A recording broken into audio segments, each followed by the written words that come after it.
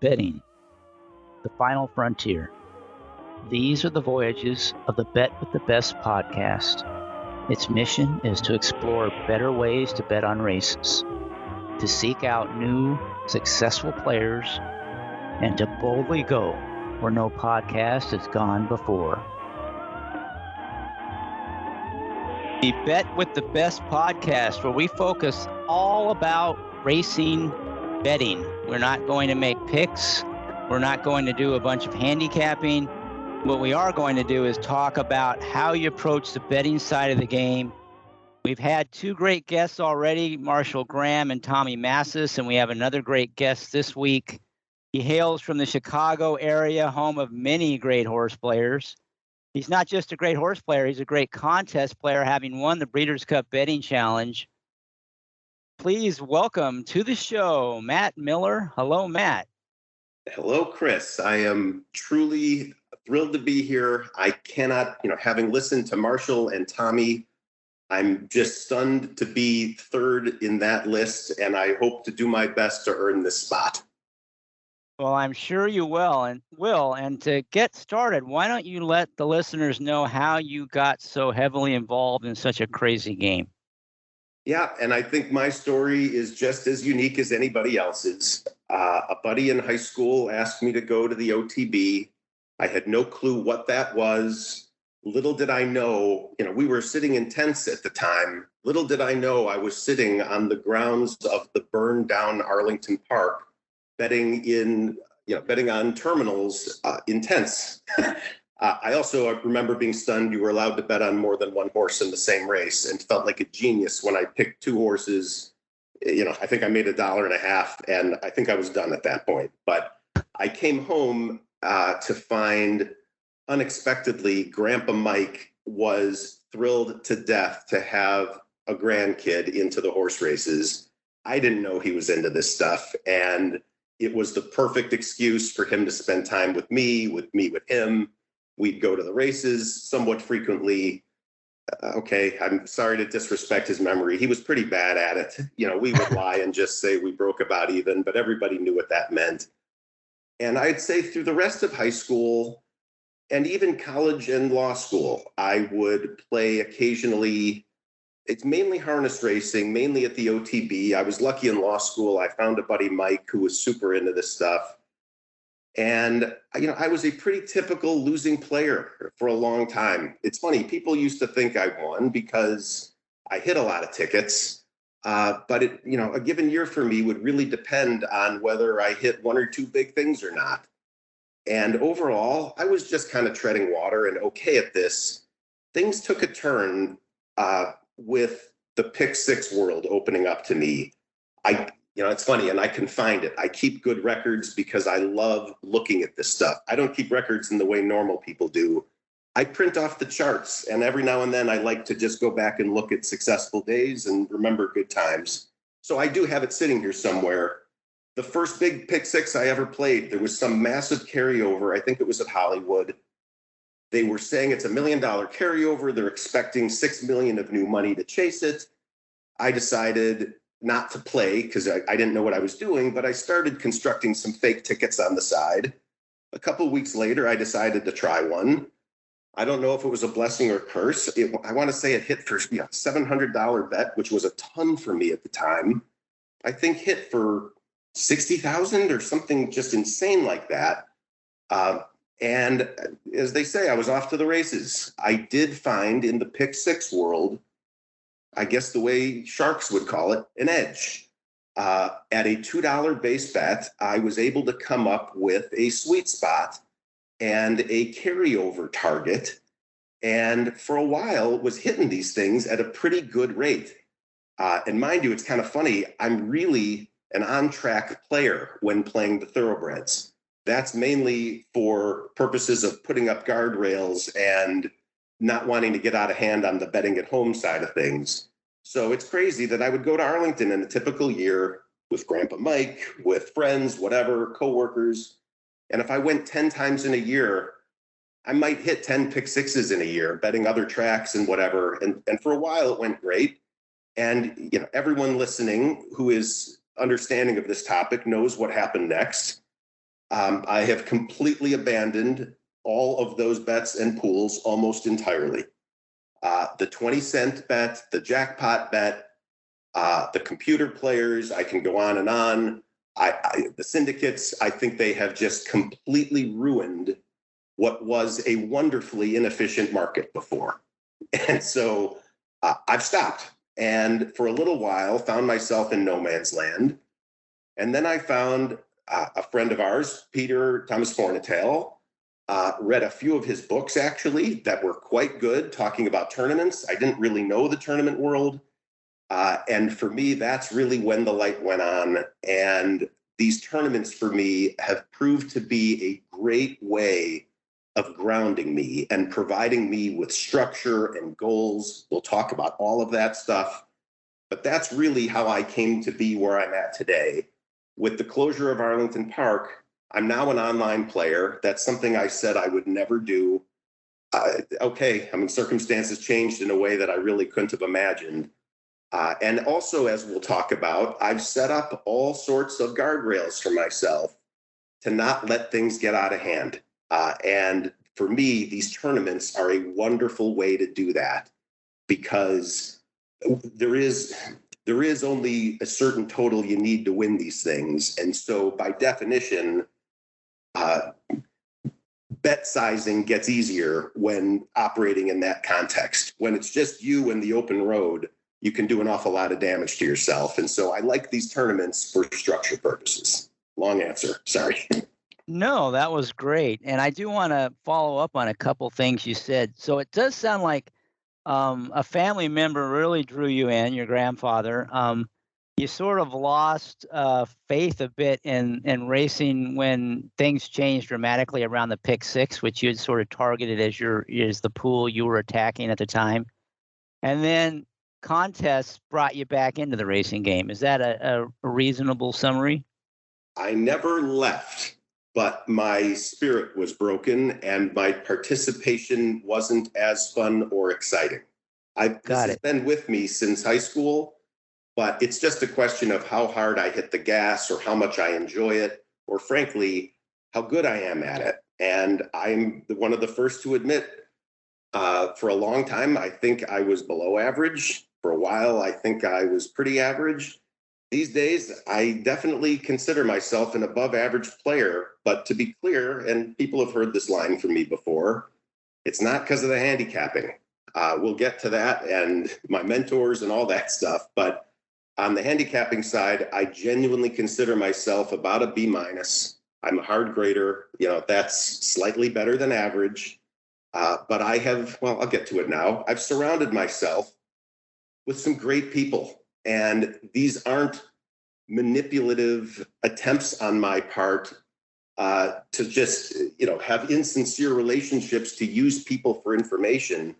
These are dear friends. And so Pete Fornatail, it's funny, if you were going to ask me who is my mentor, Pete, if he's listening to this, is going to be shocked that I'm going to say it's him. But he taught me more, and his guests, Marshall, Nick, you name it.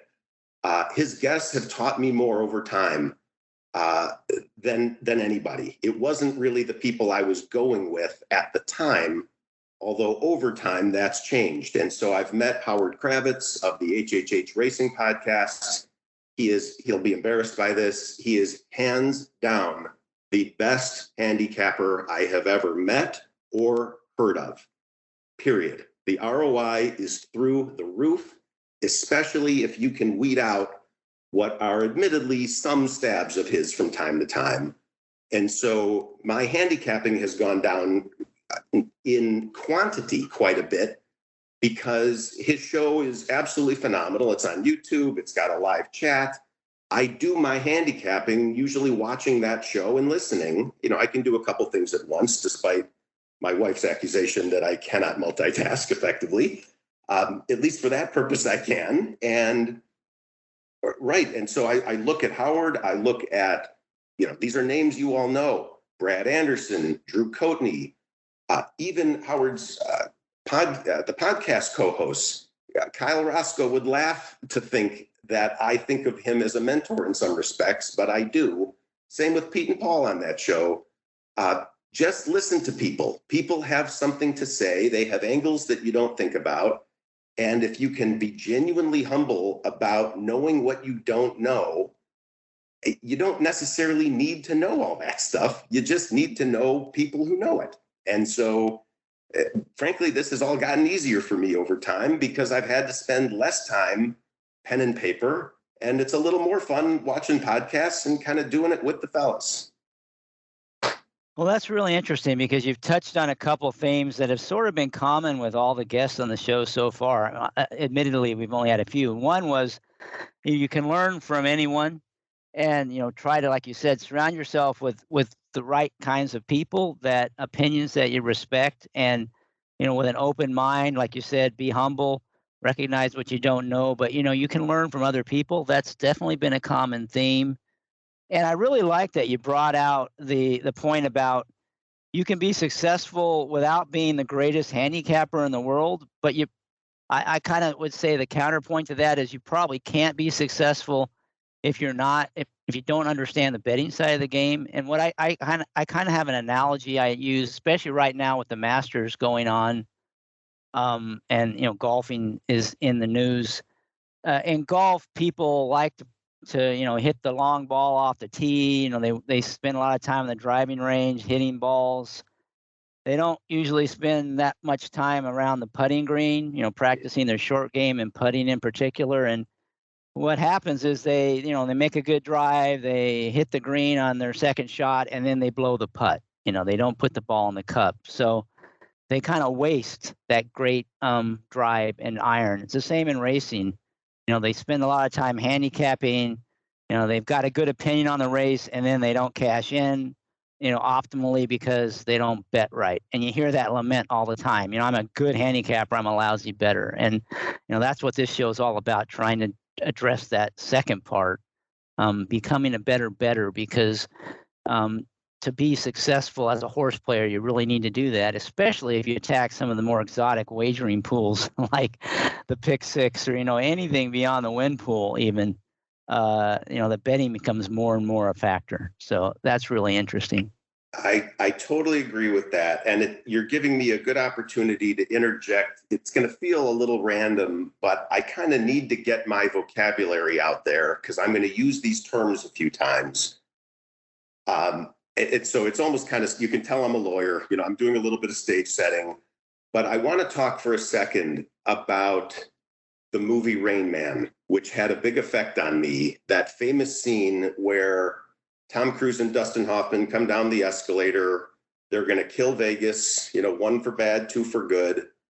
Dustin Hoffman sits at the table with an incredible, superior brain and is playing a game of blackjack that is different than anybody else at the table. There is something special to his ability to count cards, and the guy's a genius.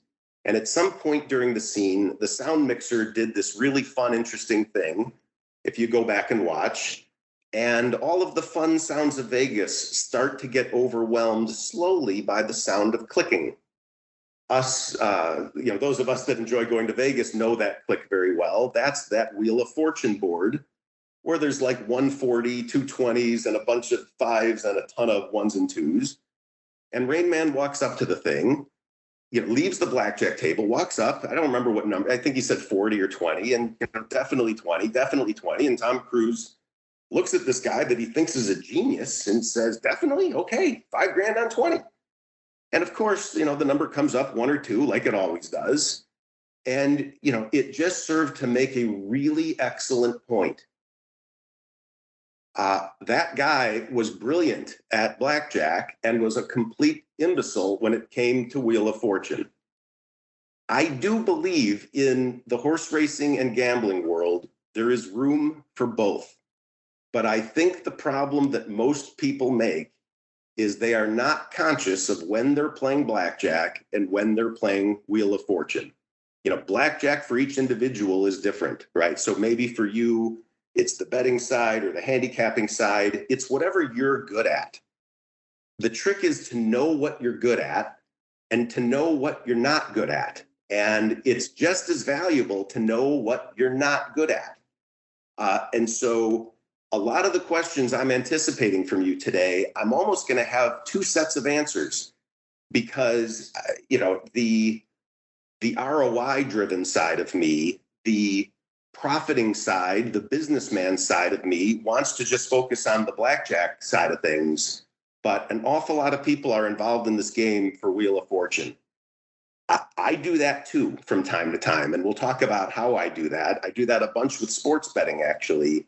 I have just come around to the view, despite what I think I know, I have enough proof in front of me at this point to know I'm not good at that, and I'm average at that, and it's Wheel of Fortune. And if I want to do that within certain limits, it's okay, but don't fool yourself into thinking it's blackjack when it's Wheel of Fortune. So you're going to hear, I know that was kind of a random point to make up front, but we're going to use those terms, I think, a few times as we go. No, that's great. Building on your strengths is definitely something that will help you be successful in anything, and recognizing your weaknesses and how it's surrounding yourself with a team that together can kind of cover all the bases is definitely a standard kind of approach to being successful. So it sounds like that's what you're doing. You've kind of surrounded yourself with people where you can contribute in the areas where you're strong, and they can contribute in the areas where they're strong, and together you guys are a great team. So, to me, that's something you don't, and for some people that's really tough. They don't like to work with other people, especially people drawn to this game. A lot of times they're sort of lone wolves, and that can be an advantage too. If you understand how that's an advantage, and you can work around, maybe some of the disadvantages of that approach. So there's many ways to attack this game, and I'm really glad you brought that up. And I want to follow up again on a couple things you said. One is you said, you have a day job as a lawyer. How do you think that's affected or informed or improved your approach as a horse player, just out of curiosity? Because I know there are quite a few lawyers that play the ponies, and they're very good at it. So I'm just curious, what that brings to the table in terms of horse racing. So you've picked on what, you labeled me a lawyer, which is fine. But if you asked me to label myself, I think label number 1 or 1A is dad and husband. I put lawyer third. At that point, I don't really care what you put 4th through 10th, but horse player is one of them. I do think the ordering of those things is critical. I'm acutely aware of my priorities, and my priorities very often stop at 1 and 1A with family. People would love to know that I'm not joking. I think I missed seeing the Kentucky Derby live for about 15 straight years because we would just go out to dinner. And that was it. And I didn't want to disrupt our dinner plans with friends. And so, I'm not going to, for a horse race, say I'm not going out on a Saturday night. I'm not a pro player. I'm pro versus amateur. I don't know that I like those labels, but I don't do this ultra regularly. I'm a lawyer, and that entails with it about 1 billion risk reward calculations per year. I mean, it's the way I look at everything. It could be a pull-through spot at the grocery store, trying to assess whether or not there's the possibility of another car that might, be parking in the same spot. All these little micro judgments that one makes. I am completely programmed that way, and it's not just horse racing or gambling or betting. It is everything. I get made fun of constantly for needing the most efficient route places. The calculations I have around use of the Starbucks drive-through are hysterical. And yet these are all done in a millisecond. It's not like these things, I don't obsess over them, but yet everything is driven by that mentality. So you're very right to seize on that. Well, that's funny. And I do think it goes the other way as well. If you really get into gambling, horse racing in one form, you start to see the world kind of in the eyes of a gambler, like you said, risk and reward, and understanding that. And if you're good at it, especially. If you're not so good at it, it's just the wheel of fortune. You might not develop that intuition, but definitely it kind of, like you said, changes the way you think about everything, not just gambling. So you talked about your strengths. So I want to talk a little bit about, so what are your strengths? How do you approach, the analysis? You already talked a little bit about it, how you do that, but how do you figure out what races you want to bet or sequence of races you want to bet? What tools do you use? Pace, statistics, watching races, listening to podcasts, whatever it might be. What are the tools in your tools kit that you take advantage of? So it's the HHH Racing Podcast. It's the flagship show that Pete Fornatale does, as supplemented by a few others. I am a very goal-oriented player. And so if I'm going to play, there's usually a reason. I try for that reason to be a tournament. So I try to pick my spots, my days in advance. And, I'll tell Howard and Pete, I only listened to the bookends of your shows today because I didn't need the handicapping part because I'm not playing Friday. I still like the talk about the Derby Trail and, all that stuff. But I otherwise will listen to the handicapping portion only when I'm playing. Like I said, I will pull up the DRF as I'm listening, and kind of all at one time, I'm supplementing what I'm hearing with my own analysis. And honestly, that's it. It's that and the board. There are plenty of tournaments, and we'll talk about which ones that I will play without even opening the past performances. I know that sounds crazy, but some of these tournaments I don't think really are what people think they are. And when I explain that there's a different strategy to winning them, it's going to be a little bit upsetting potentially. But I think, I'm going to echo maybe what Tommy said about clutter and noise.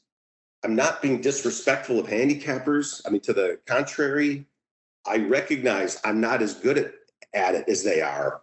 But for me, a lot of what they're looking at is clutter. And I'd rather just find a couple people who are very good at sorting through the clutter and articulating it well. And then I can make my decisions based on what they do. And by the way, sometimes they articulate something that I just totally disagree with.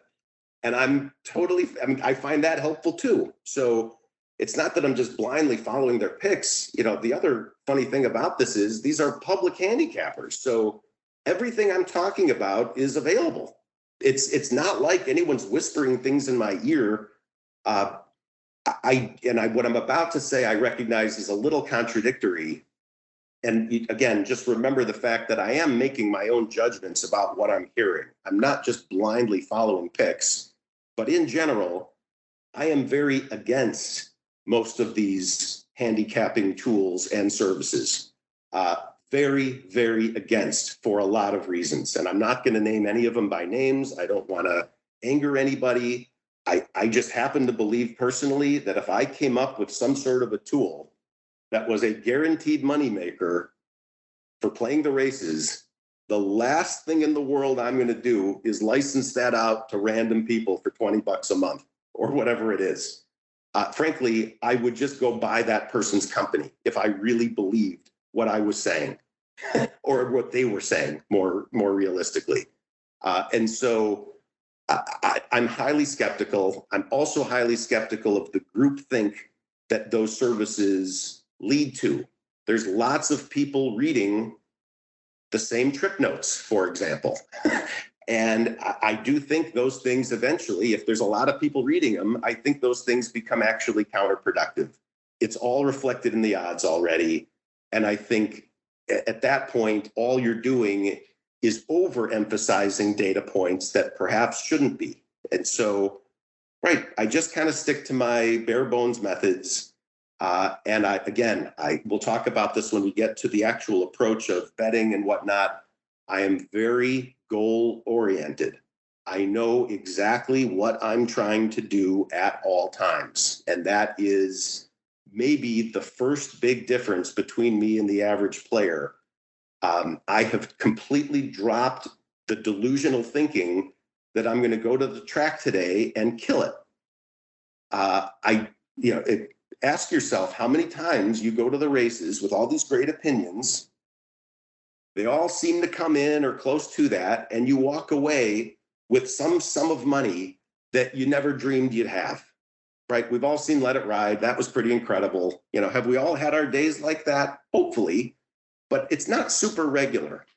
And yet, if I gave you instead a goal instead of the sky's the limit, I think you would do infinitely better in terms of your ability to hit that goal. Lots of people, and this is true for other forms of gambling as well, they don't even know when they've reached where they were trying to go. And so they just keep going. I have an old buddy who was a great player, but if he didn't win the last 2 races of every day, he was guaranteed to go home a loser.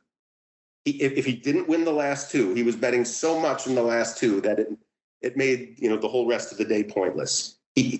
Because he didn't even know what he wanted. He just wanted to hit huge. And I've totally given that up. Like I said, these tournaments, they are phenomenal for a lot of reasons. Part of it is they mean more than the money. I don't think I'm admitting to being a small person when I say it's cool to have won the BCBC. It feels amazing. And I look at that little trophy and feel great about it all the time. And I think about other tournaments I've won, and right, that means a lot more than the money. The money's great too, don't get me wrong, but it's the fact that it means so much. That is where, that's the reason I'm able to give up on the notion of the sky's the limit. If I can approach this upcoming grade 1 gamble, the fact that the amount of money attached to it isn't the same as the Breeders' Cup could not be any less relevant to me. I want it all the same, just as much. And so that sort of grounding helps quite a bit. And if you extrapolate to betting on the side a little bit, the size of the tournament and the size of the prize pool, these things are relatively constant year over year. And so you have a very good sense of what you're playing for. And again, that just helps to define the boundaries of your day and what it's going to take to get there. It also helps to inform how much you might need to be betting on the side to hedge or whatnot if you do that sort of thing. Okay, I'll let you ask more questions. I'm rambling. Well, no, so it sounds like you really do focus almost all your play around the contest. Is that fair to say, or do you still spend a lot of time betting races outside the contest? I try to use the contests because they provide such good structure for when to start, when to stop, what amounts to play. Look, today is the opening day at Keeneland. I couldn't even begin to tell you how much of a budget I should sit down with if I was going to sit down and play these races today. I would be a disorganized mess. Because I wouldn't have any sense of what I was trying to do. And yeah, I could go listen to a podcast and make my picks and have a few plays for the day. But in the end, that just, I am fearful that sort of activity just leads to doing that more and more. And again, I go back to my priorities: dad, husband, lawyer. It's not, play the horses anytime I feel like it, like crazy. I think personally, based on my own personality, I'd have a problem if I allowed myself to do that like that. So I use these tournaments for grounding. It's terrific. It's fortunate that I have found what I think is a pretty good approach to these things. It's definitely not a template, and we'll talk about that approach later.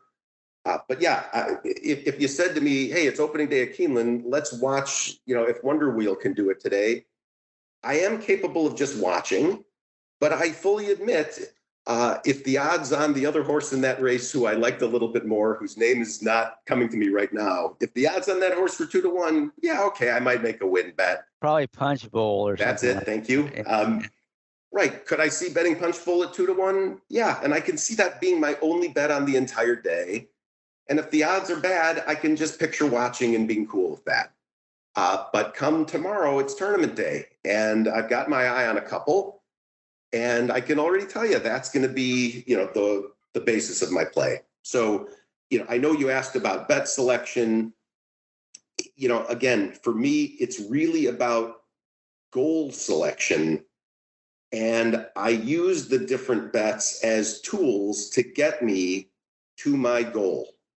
I'll talk for a second. Again, this is a little bit going off on a tangent. When you talk about goals, do I ever play the pick 6 anymore? Do I ever play the pick 5? It's not quite a hard no. I will play those bets, not for the sake of hitting them, which is the mentality I think most people have, right? They sit down and say, I want to hit the pick 6. And they construct a bet designed to do that. I happen to believe most often is the case that those people have covered off the lowest paying combinations the most.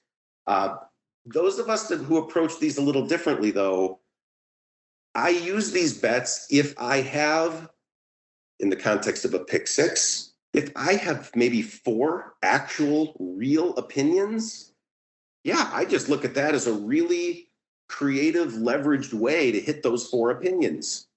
And I'll echo, I think Tommy said it the other day, I have no problem, single, single, single, single, all. Right. I mean, I'm not I will use the all button if I really have no opinion, but that needs to be the opinion. If I can eliminate horses, I will. But if the opinion is I really don't know what's going on here, that is the opinion, and I'll hit all. So, right, I will have used the pick 6 as a way to play those 4 horses. So I'm not any longer playing at an $800 multi-combination pick 6, especially off of a crazy 20-cent base bet or something like that. I don't play these bets to hit them. I play the horses I'm trying to play, and I'm going into my toolbox to find the most efficient, best way to play them. Usually that's not the pick 6, if I'm being honest. It could be the pick 5, but it's not unlike me at all to hit a $25, $50, or $100 pick 4, depending on pool size. I like daily doubles on big days quite a bit and the leverage those give. I'm also a win bet player. I'm willing to do exactas and tries and supers and high fives. It's just my opinions usually aren't consistent with making those kinds of bets.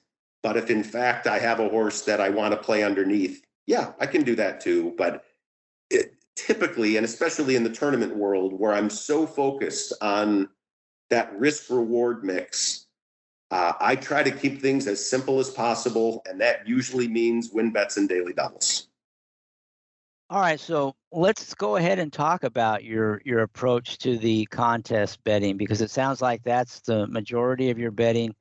So explain to us your how you set your goal, and how you select the bets you're going to make to get you to that goal in a typical contest, because that sounds like where you focus your play and where you're the best. So please share with us how you approach that. All right. So I may be taking your podcast out of order because I know at the end that you want to walk through a real bet. And no, that's fine. There's no order. All right, cool. So this is all about what you want to talk about. And it's clear for you, contests are the way you try to maximize your opinions. So let's do it. Yeah. And look, I still want to get to all the other topics we mentioned as well, but this is a great way to get into, you had said, let's come up with a bet example. And so, especially coming up with Saturday, I've picked the NYRA Bets contest, the Wood Challenge. It's $1,000 entry, $750 is cash live bankroll, and $250 goes into the prize pool. NYRA Bets has seeded this particular one, I think, with the Breeders' Cup, $10,000 seat. And so this isn't just a zero-sum game of playing against the other players and everyone getting, their prize pool back. They put equity into this to make it worth something besides that. So right away, that's something I look for is, just finding a tournament with the right value. And this feels like a good one. I thought we'd have some fun with this. I am a big supporter of the Thoroughbred Retirement Foundation. Kim Weir, it's a terrific organization. And so here's my thinking. We're going to enter the NYRA Bets tournament twice. That is one of my tournament rules, is that you absolutely enter the maximum number of times, and you try where possible to help one entry at the expense of the other if circumstances allow. And we'll talk about that later in a minute. But this tournament structure, $750, you got to bet $150 5 times. Okay, what I'm about to do with you, I am not exaggerating, is close to what I did in real time after you texted me your pick last night. And I'll tell the group what that means too. So for the benefit of the group, I told Chris this was going to be the bet I was going to select, and I was going to put all the pressure on him. He had to come up with the winner of the Wood. I don't blame him whatsoever for his pick. I was hoping he'd pick this horse. He took the outside horse Hit Show, 5-2 morning line. Let's just agree up front. The horse is probably going to be 2-1 or higher. I'm going to assume 2-1. So all right. The first thing I do is I say, okay, I'm starting with $750. What usually wins this thing? Rule of thumb, rough, 15 times your starting bankroll. For some smaller tournaments, the multiple is lower.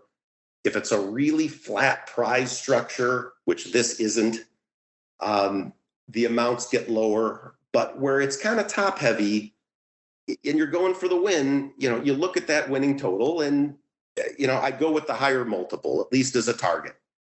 By the way, that target stays the target until there is something on the leaderboard that shows someone above that target. I otherwise don't look at the leaderboard. I don't care about it. I don't care who hit what, when. I am focused on my goal. And in this tournament, that goal is going to be somewhere in the range of, let's just call it 10,500. I'm lying a little bit because I don't want to give away too much info. If I end up hitting, you'll see what the goal was. It's not going to be that much more than that. But okay, so to get to 10,500, I am now directly working backwards. I've already told you that I'm going all in on your horse in the last race. You gave me a 2-1 shot. And so I need $3,500 to play that horse. If I fail and don't quite get to that, but get to something short of it, I already have a daily double lined up with Hit Show singled, so that if I don't have as much money as I want, I can hopefully still get to my total. But I'm now working backwards. Well, right away, I've just taken this tournament that seems very difficult to get your arms around, and I've quantified it as needing $3,500 and the winner of the last race. So how do you get from $750 to $3,500? This is where the rules of the contest come in. And in this particular contest, the minimums are going to mess me up a little bit. The reason I say that is these minimums are like someone giving you a bucket of water, and as you walk away, they poke a hole in the bottom. And your minimums are draining out the bottom, and you're not going to have as much water to do whatever you wanted to do with the water unless you do something quickly. And so I do try to get my big plays done before allowing the minimums to eat away at my lesser opinions. In this contest, unfortunately, when I turned on the HHH Racing podcast on YouTube last night, my horse whisperer Howard likes a horse in the 9th race. Well, there's only 11 races that day. And so immediately I know I'm going to be playing a double of the 8th into the 9th, and that I am going to be betting my entire contest life in the 9th race. Doing the math, I'll be able to do, a minimum. The minimum won't be a big deal in the 10th if I'm alive, because I will have hit something nice and I'll have enough money at the end to do what I want. So in this particular case, I had to find something before the 8th race to use for a minimum. I'm not exaggerating when I tell you I opened up the form as these guys were talking, scanned a few races. I found a 4 to 5 shot in the 4th race. I think it was the 4th race. It took, I did stop and look at it. It does look pretty reasonable. And so, okay, that will be my other opinion. I'm not trying to make a ton of money with it. I'm also not looking to break even. So I'm not one of these that loves betting to show. I will try to make a little money with this. But I already know instantly, right, which races I'm playing and almost how. And so I can tell you right now, that first minimum is going to be a daily double, either going into race 4 or out of race 4 using that 4 to 5 shot. I will probably play a different double on each entry, just hoping to get lucky. And if I can get some extra capital, that'll be great. Maybe it'll give me a chance to take another swing later if I hit something. I'm kind of planning on losing that 150, but okay, if it hits, that's great. Otherwise, I now get to the 8th race, which is the race before the one that I like.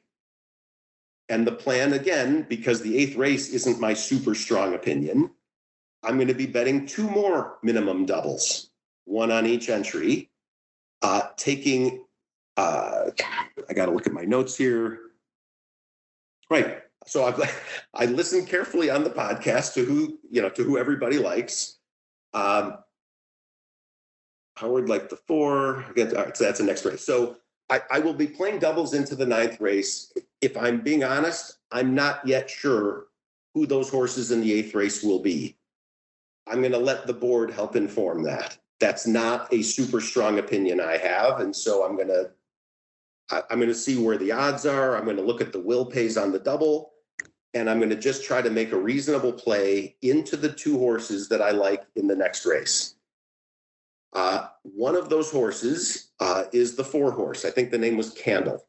I think the horse should be 7 to 2 or so. I'm remembering now in the race before, I think there's a 9 to 5 shot, the 4 horse, that seems like the most likely winner. And so the plan is, a $150 double of that 4 into Howard's 6 horse. It's funny, the other guys on the podcast, Howard's 4 horse. The other guys on the podcast love the 6, and even Howard admits that's the horse to beat. So recognizing that horse is going to be a shorter price, if I happen to have hit something earlier, I will take the entry with more money on it and use that one to play the cheaper horse because I'll have more capital later to be able to bet more to make up for that price difference. So hopefully that 4 horse wins the 8th race. And now I get to the 9th race, which is the race that I'm really there for. Fingers crossed that I'm alive in the double, that the 4 horse won the race before. I'll have a couple of nice will pays. That isn't going to stop me, though. Whether I realize it or not, especially with where the minimums are, my entire day is going through that 9th race. And so entry 1, even with a live will pay, entry 1 will be all in on Candle. And entry 2 will be all in on that 6 horse. I'm guessing 8 to 1 on the Candle double. I'm guessing a very low 3 to 1 on, if I've got my numbers right, on that other double with the 6. Okay, and if I lose the 9th race, the day is done. If not, the 10th race is somewhat of a no-brainer. It's funny, I did go into the chat of Howard's podcast and said that I put out an APB to the group and said, does anybody have a sure thing on the day? Nick Feldman, who didn't expect me to call him out by name on this show probably, throws his hand up and says, I like the 5 in the race after. Okay, perfect. So now I kind of have a backup horse. If I need to place a little bit of a win bet to get up to my 3,500 total, if I want to play a daily double maybe, with hit show in the last race, maybe I can use that 5, but I can get a little creative if I need to. But the bottom line is Right. It's a minimum in the fourth race. It's a minimum double in the eighth into the ninth, which is where my opinion is. It's pounding my opinions in the ninth, going in two separate directions on the two entries. And then it's a little bit, let's see what I have and where I'm at. If I can, if I have a little bit of extra money, like I did at the Breeders' Cup in 21, one of the losing bets that I made that day, I did have a little extra and made a nice big double bet into Nick's Go using a long shot in the turf. The only reason I was able to do that was that I knew how much money I wanted to bet on Nick's Go in the last race. And literally, this was extra money. And so I figured maybe I can hit the first half of the double and then bet a second horse in the second half, already being alive to a huge number on Nick's Go. That didn't work out. But in this case, if I have the ability to do that, I'd love to do it. Otherwise, I'm just going to sit, bet my minimum in the 10th. And when we get to that last race, it's a full push on Hit Show, and we'll see what happens. Okay, there are things that could get in the way. I'm trying to be conservative in the way I'm looking at the odds. I recognize that for this particular tournament, I don't think the size of the bets will move the odds. But in some smaller tournaments, that's actually a problem. And so sometimes I am forced to dip into a couple different pools because, the pool can't withstand a $2,000 daily double or something like that. So I will be conscious of that, but I'm not really expecting that in this case. So it sounds like I'm now done with the story and we've got a plan for this tournament. But as people who know me well know, this is only half the story. I now look at this sequence and say, where are my points of risk? And I probably need to grab the form to be able to answer this most effectively. But as I look at where my risk is, right, the horse named Let It Ride in the fourth race at 4-5, I don't think is that big of a risk. I'm planning on it losing. If I lose that minimum, I'm okay. I'm looking at the eighth race, which is where I have that Repo Rocks 4-horse. And right, I'm doing minimum doubles with that. I'm not too freaked about that risk. The risk I have is that Howard's horse Candle doesn't win at 7-2 or whatever it's going to be, or that Pete and Paul are wrong on Veronica Green, who's probably going to be 7-5. Okay, as I look at those, I feel pretty darn good that I'm going to be able to get through this race with those two. Except there's this Chad Brown two horse that's 2-1. That if anyone's looking at the form with me, they're probably wondering why I'm not scared of that horse.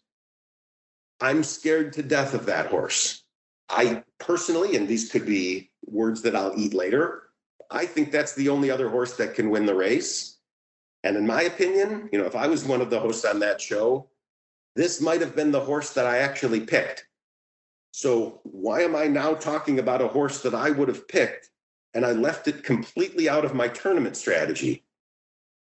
My plan is to do exactly what I said in the tournament, and I haven't quite figured out what the amount is going to be, but I expect to have somewhere in the range of $2,500 to win on the 2-horse if it's 2-1. I don't have, this is not a term that other people know or use. I've kind of come up with this myself. I like to term this an emotional overhedge. And by that, I mean, I am betting an amount of cash in a spot that I think I have a very difficult time seeing one of these 3 horses not winning. And so what I'm trying, if the tournament allowed me to enter 3 times, I would probably do a double with this 2-horse. But as it is, this is a perfect spot for my strategy of betting cash on the side. I'm going to be alive in this tournament to 2 all-in doubles. And with this 2-horse, I'll probably have about 2,500 on the side or so, with the thinking being, I don't know how much I care what happens now. If this 2-horse wins and I walk away with $7,500 minus the $2,000 for the entry, I profit $5,000 on the day. I'm thrilled.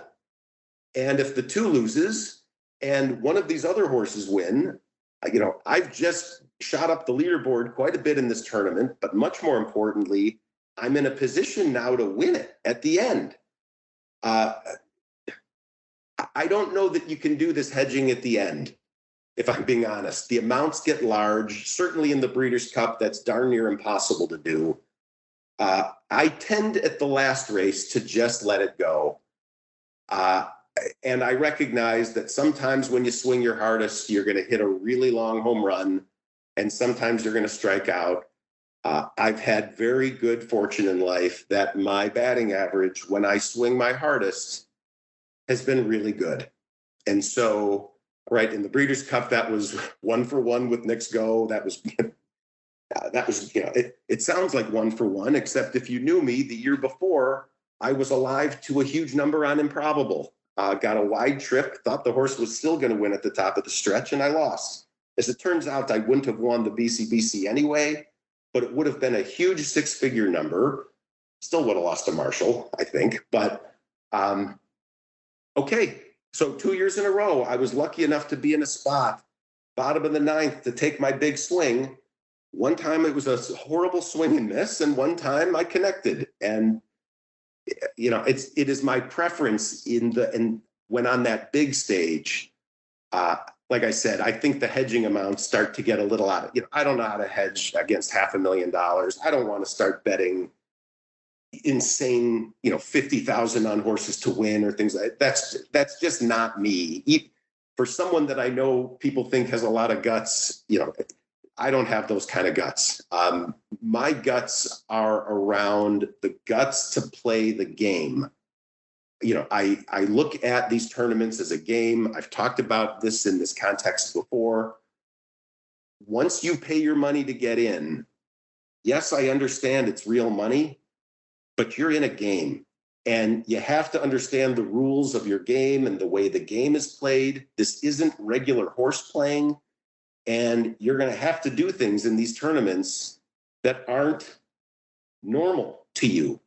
I walked through the strategy for the Wood tournament. Most people, I'm guessing, aren't going to limit their play to 5 races that day.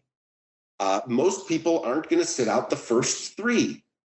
Most people, after losing or winning the 4th, or if that's a double, the 5th, aren't going to sit a couple out. But I'm looking at those as just, by definition, why would I put my money where my weaker opinions are? And so if I want to play Wheel of Fortune during a tournament day, I can go grab an ADW account and go make a couple small action bets if I need that kind of thing. But there is no chance I am going to disturb good tournament strategy with Wheel of Fortune. Those 2 things do not mix. And I don't mean to insult tournament players when I say I look at a lot of their picks, and it looks to me like they're playing an awful lot of Wheel of Fortune, a lot of stabbing, a lot of, it just can't be that you have this many opinions that you absolutely just have to bet in every single race. And so instead, I would focus on the game itself. I'm hopeful on some strange level to sound a little scary to people. I mean that as a public service. For people that listen to what I'm saying and say, my gosh, I could never do that. Okay, this should be your aha moment that your game selection is not very good and you are swimming in water that is too deep for you. That's okay. There were plenty of waters that were too deep for me for a long time. It's critical to recognize that. But when I tell you that the winning bet in the 21 BCBC was 33 grand to win on Nick's Go, if your first reaction is I couldn't do that, I really don't think you should be playing in that tournament. As supportive of that tournament as I am, if you really can't do it, you should just understand you have no chance to win. If you still want to play, if you want to play for 5th, if you won your seat and just want to go have a good time and make it Wheel of Fortune, I'm all for that too. But in terms of what it takes to win these things, We talked about it in the context of the Wood tournament. You can just go look at prior years. It is stunning how much history repeats itself. It's the same range that wins these same tournaments year in and year out. Every now and then there's crazy long shots on the day that blow everybody up and balances are low, but otherwise these things are relatively predictable. Okay, I'll stop there. What else? Well, let's talk a little bit about what you said, because one of the interesting things that you talk about is, and I say this many times, is that value in a contest, the context of a contest can be quite different than value just normal everyday betting. And I think that's what you're saying. You don't really pay attention to the price of the horse relative to its chances. Is this an underlay or overlay? You just have set a target, and the value from your perspective is, what is the best path to my target? What horses and bets should I make to get there, regardless of whether along the way some of those are underlays from a long-term betting perspective or overlays. You're just setting this target and saying, okay, I'm going to work back from that.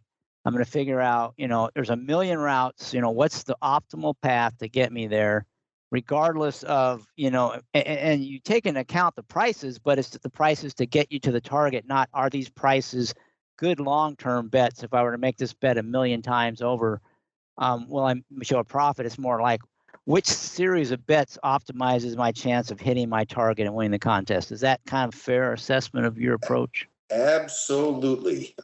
You only get to the to your at bat at the bottom of the ninth so many times. And so it's all about, getting to that spot.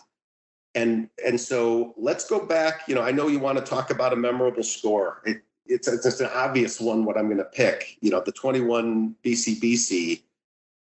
But I'm going to talk about it really fast. First, because I think people have heard the story. And second, because I think telling the story quickly illustrates the simplicity with which this can be done. I set a target in my head of 125 grand. That usually works. A few years before, I think it was Dick Girardi that hit something for 130 something and had everyone scratching their heads before the last race. I think that was a really high total, but usually the totals going into the last race don't even matter. They're always below 125 typically. And so I'll set a loose target of 125 grand. I knew I was playing Knicks Go in the Classic. And so I was able to do some price discovery looking at the daily double from the day before. I think there's maybe like a juvenile classic double. There's something like that where you can get a little bit of price discovery. It was clear as day to me I was getting 3-1. Essential Quality was going to be somewhere in the range of a 2-1 favorite. 3-1 seemed pretty reliable. And so, right, instantaneously, 33 grand. That's the number popping into my head. Okay, so this tournament, you got $7,500 to deal with.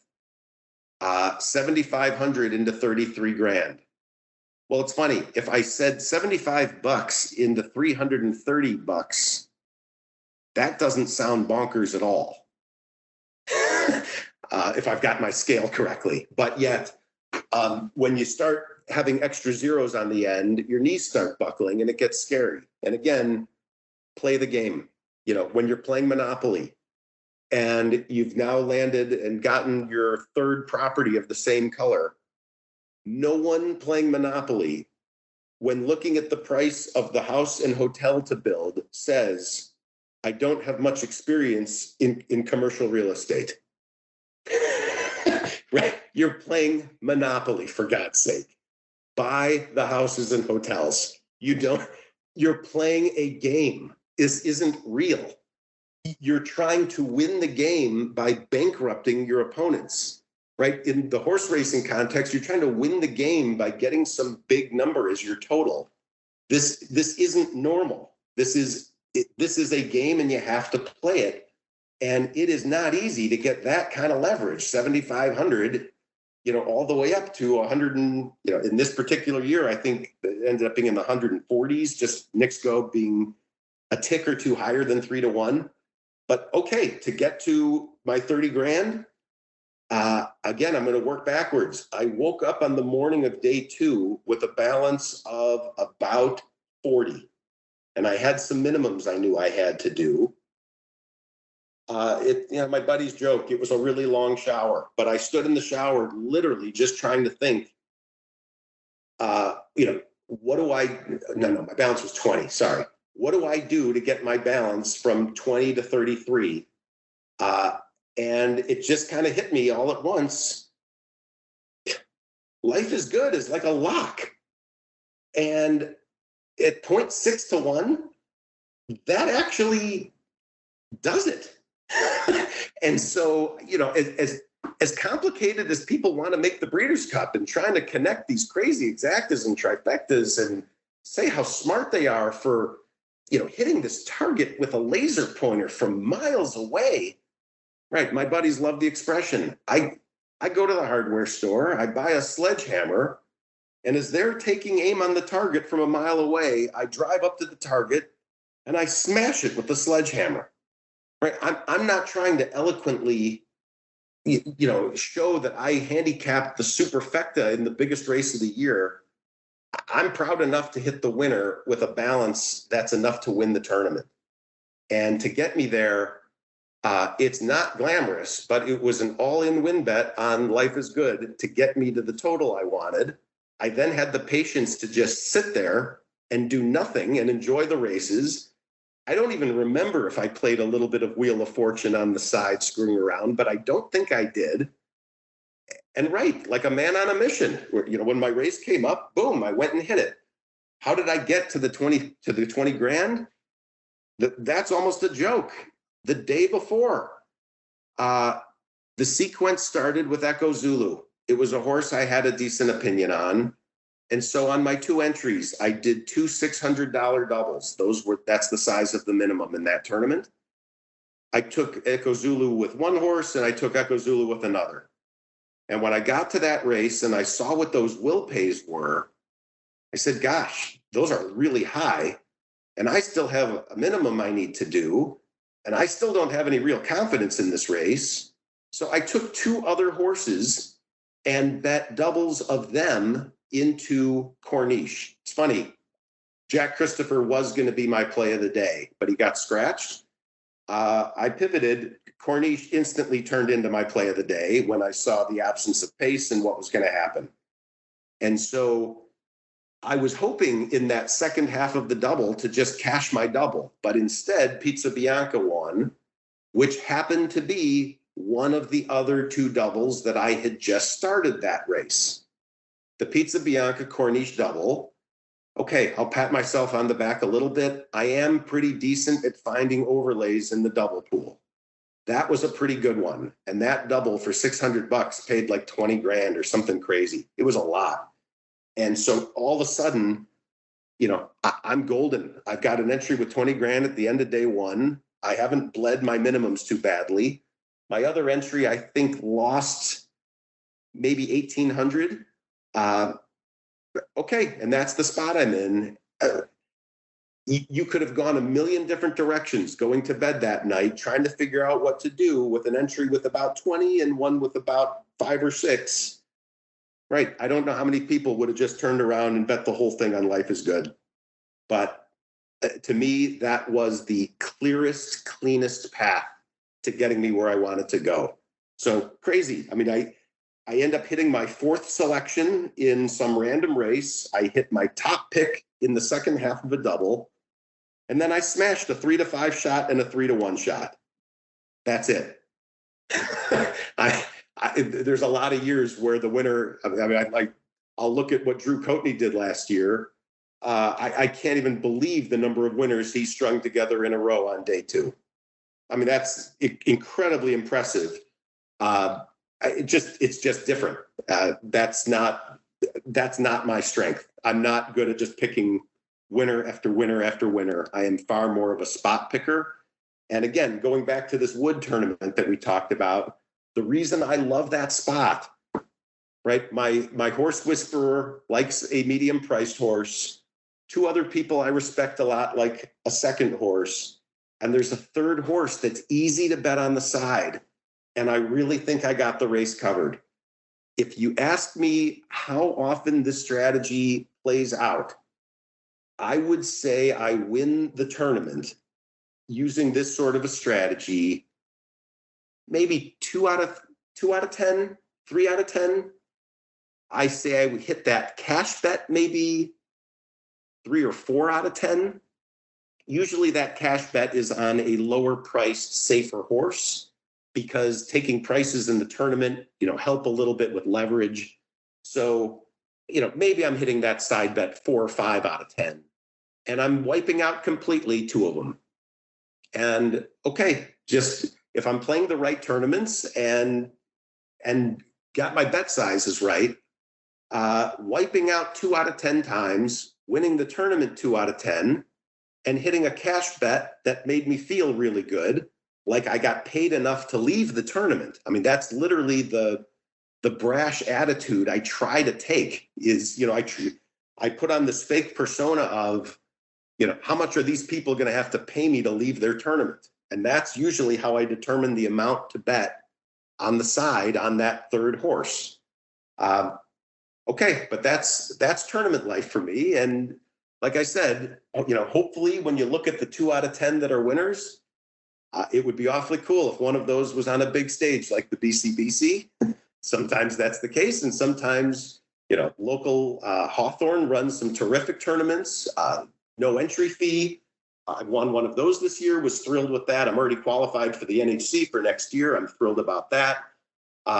Right, all different approaches, all different strategies, but these cash live money tournaments, if you're good with your spot picking, I genuinely believe there is real equity there. And again, it's not just the way that the prize pool is seated. I'm not trying to be rude about it, but there's a bunch of people in these tournaments that have no idea how to play Monopoly, or that this is Monopoly. And yeah, they're just dead money, and they are making contributions to the prize pool. Look, I'd love them to continue participating. Right. Hopefully they find strategies that, that work for them. But sadly, I look at, when the Breeders' Cup publishes the plays, it's kind of hard to look at times, because a lot of these people never at any point, even if everything went right, had no chance to win based on what they were doing. So that's the public service I'm trying to do in the tournament world by, snapping my fingers and saying, hey, people, wake up. This isn't normal play. This is a different kind of game. I can go off and talk about horse players and horse tourneys and those $2 win and place tournaments, those that are done online on those sites. I feel so terribly for the people who invest their time and effort into those things. I'm not going to sit here and boast or anything like that, but I'll just tell you, I have a crazy success rate in those tournaments, never opening the program. There is a strategy to playing those based on the way people play, that they leave a lot of open space for a strategist that can identify that open space. I call it unclaimed space, right? Some of these where it's a high ratio, it's a high dollar amount, so it's a low ratio tournament. When someone's putting up $500 for a pick and pray, I'm not sure they realize, but most of those people are gravitating towards shorter priced horses. They get conservative when it's a $500 entry fee. And without even opening up the program, there are days, if I feel like playing Wheel of Fortune, I'll go onto that website, I'll enter a couple times, and all I'll do is pick horses between 6 and 10 to 1 in the morning line. And you wouldn't believe how angry people would be if they saw my results relative to theirs, relative to the amount of effort expended by each of us. And so, again, my public service message on those tournaments, I'm not sure people understand that those tournaments typically are not won by just being a good handicapper. Game theory and strategy are in the context, I'd say are probably equally important. In the live money realm, I would say game theory and strategy are probably 90% of what it takes to do well. But in those $2 win and place tournaments, maybe it's half. The NHC is to me a much more interesting hybrid, because that is really a couple of separate games all in one. I don't personally love the first 2 days of that win and place. That just doesn't play to my strength. It's the most fun event of the year, and I wouldn't miss it for $1 million. But I admit my strength as a player is not in those first 2 days. In the highly unlikely event I ever make the final table, okay, I think I got a decent chance, or as good a chance as anybody. I've got some pretty good game theory. I've got some good strategy. In my opinion, that tournament stops being about the handicapping once you get to that final table, and that's exactly where my strengths kick in. So, it's ironic that I'll probably never get there, but if I do get there, I have potential to be dangerous. We'll see. Well, I wouldn't be surprised at all if you do get there. So you covered a lot of ground on the contest front. Anything else you want to add on that before I get into some of these questions? We may go through pretty quickly because it seems like that's primarily where you play within the contest. But anything else on contest play before we move on? No, let's. It might come up as we go, but let's touch on other stuff. All right. So rebates. I'm guessing you're not big into the rebates because you're primarily in the contest play, but do you get any rebates at all? And if so, how do they affect your play?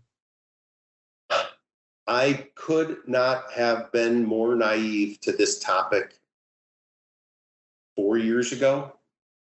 It was really the looming closure of Arlington that forced me online. And yes, I do now get rebates. I still am nowhere near the level of sophistication of someone like Marshall. There are people that have relationships and offshore this and fixed account that. That's not me. I'm still a pretty standard pedestrian player. But I did, after a couple buddies said, look, based on what you're betting, especially on the side, you should be getting rebates. I took an interesting approach. I don't know that it's the same approach that others take. I called up Donnie Nelson at NYRA Bets. I called up Nick at TVG FanDuel. I'm not going to remember all the other names. I talked to Tyler at ExpressBet, and was actually very, very honest with these people in setting expectations and saying, look, this is the kind of player I am. This is the amount I anticipate doing. By the way, I ended up being a little low, as you probably would laugh and guess. But I didn't want to play the game of pitting these people against each other. I was given some very good advice that they don't like that. They want loyalty. And so, I talked to a bunch of different places, and with a great deal of transparency, I picked my couple that I use the most, one in particular. And I happen to live in a really rotten state for rebates. I don't understand the complexities like Marshall does with host fees and all that stuff, but the rebates in Illinois are not good. I am aware of opportunities to re-domicile myself one way or the other. I'm not doing that. Again, dad, husband, lawyer, horse player, re-domiciling to get better rebates just doesn't fit into that priority list that well. But yet I'm really, really happy with the relationships I have. And I'm going to call out Donnie and Nick in particular. Nick is phenomenal. It's funny, both know about the other.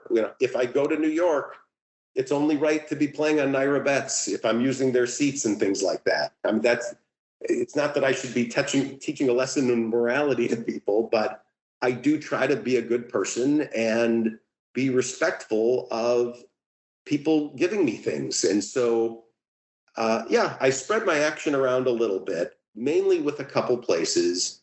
And those rebates are tremendously helpful. It is just free money back.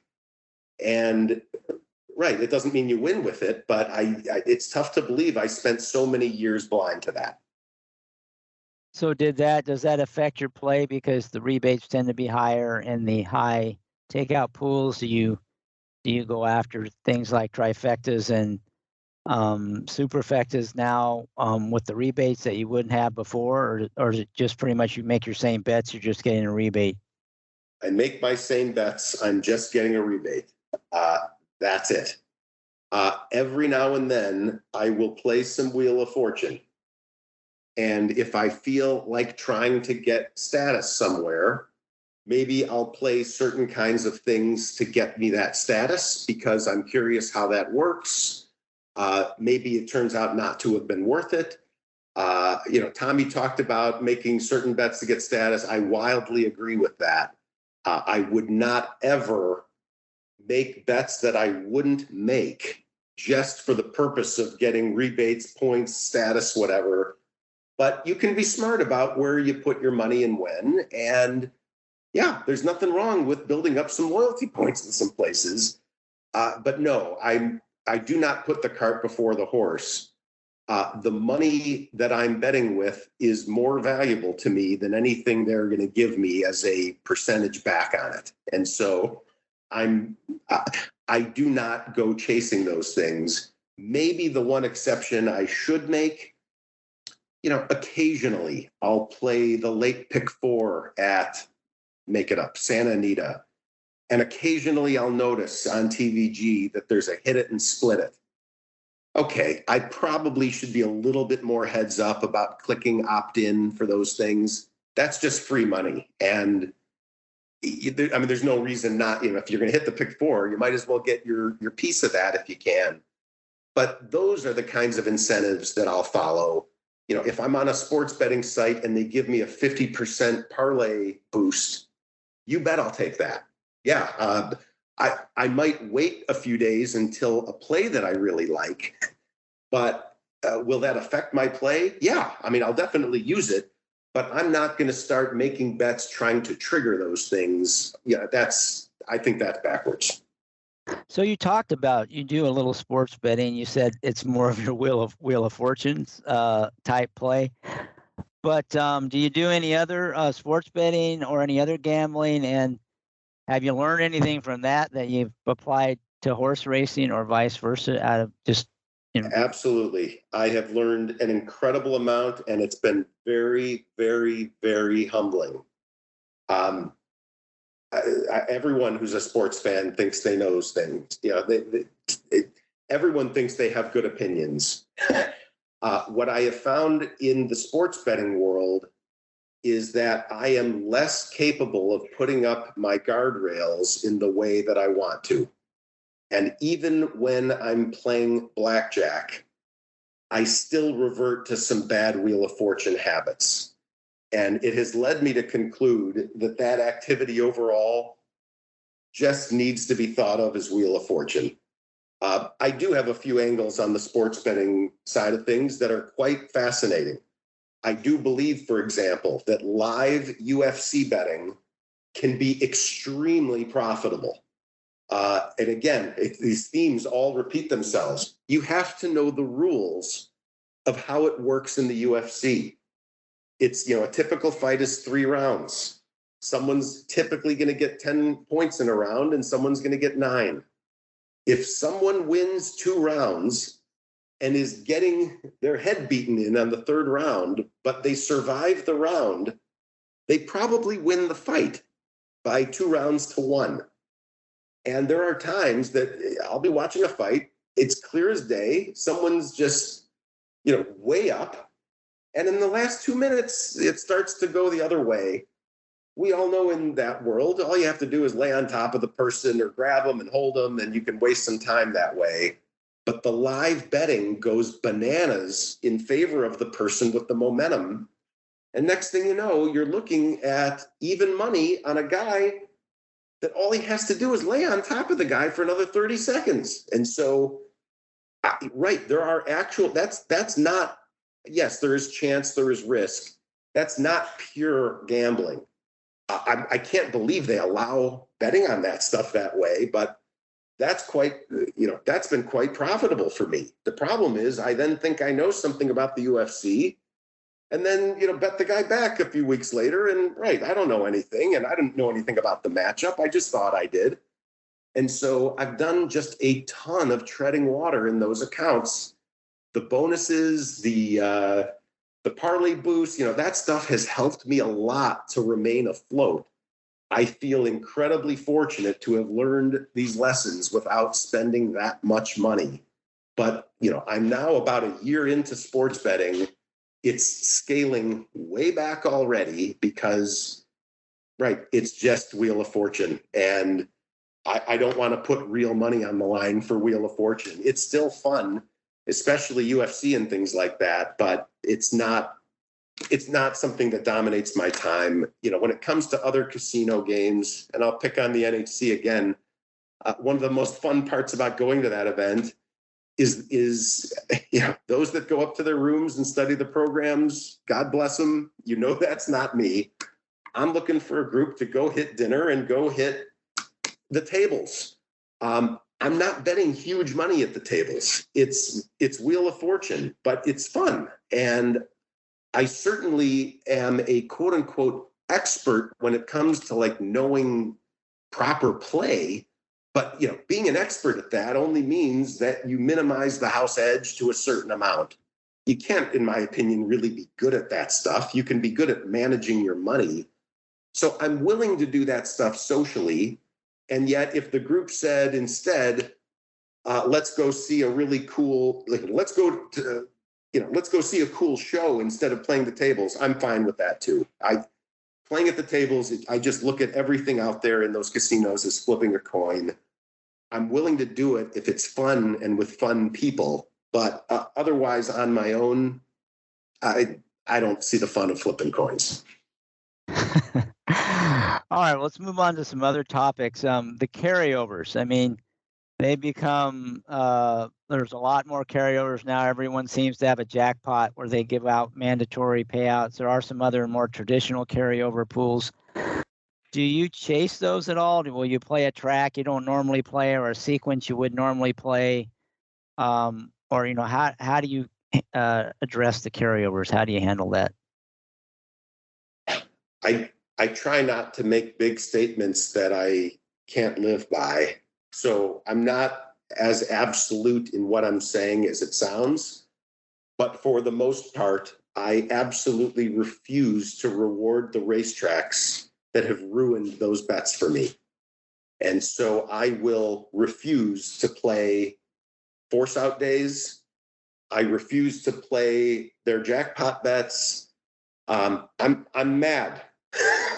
I wish it came back the way it was, and I'm not going to do anything to reward those behaviors on their part. I don't think what they've done, it's for their benefit, I think, but I don't feel like it's really helped out the horse player or the fan very much.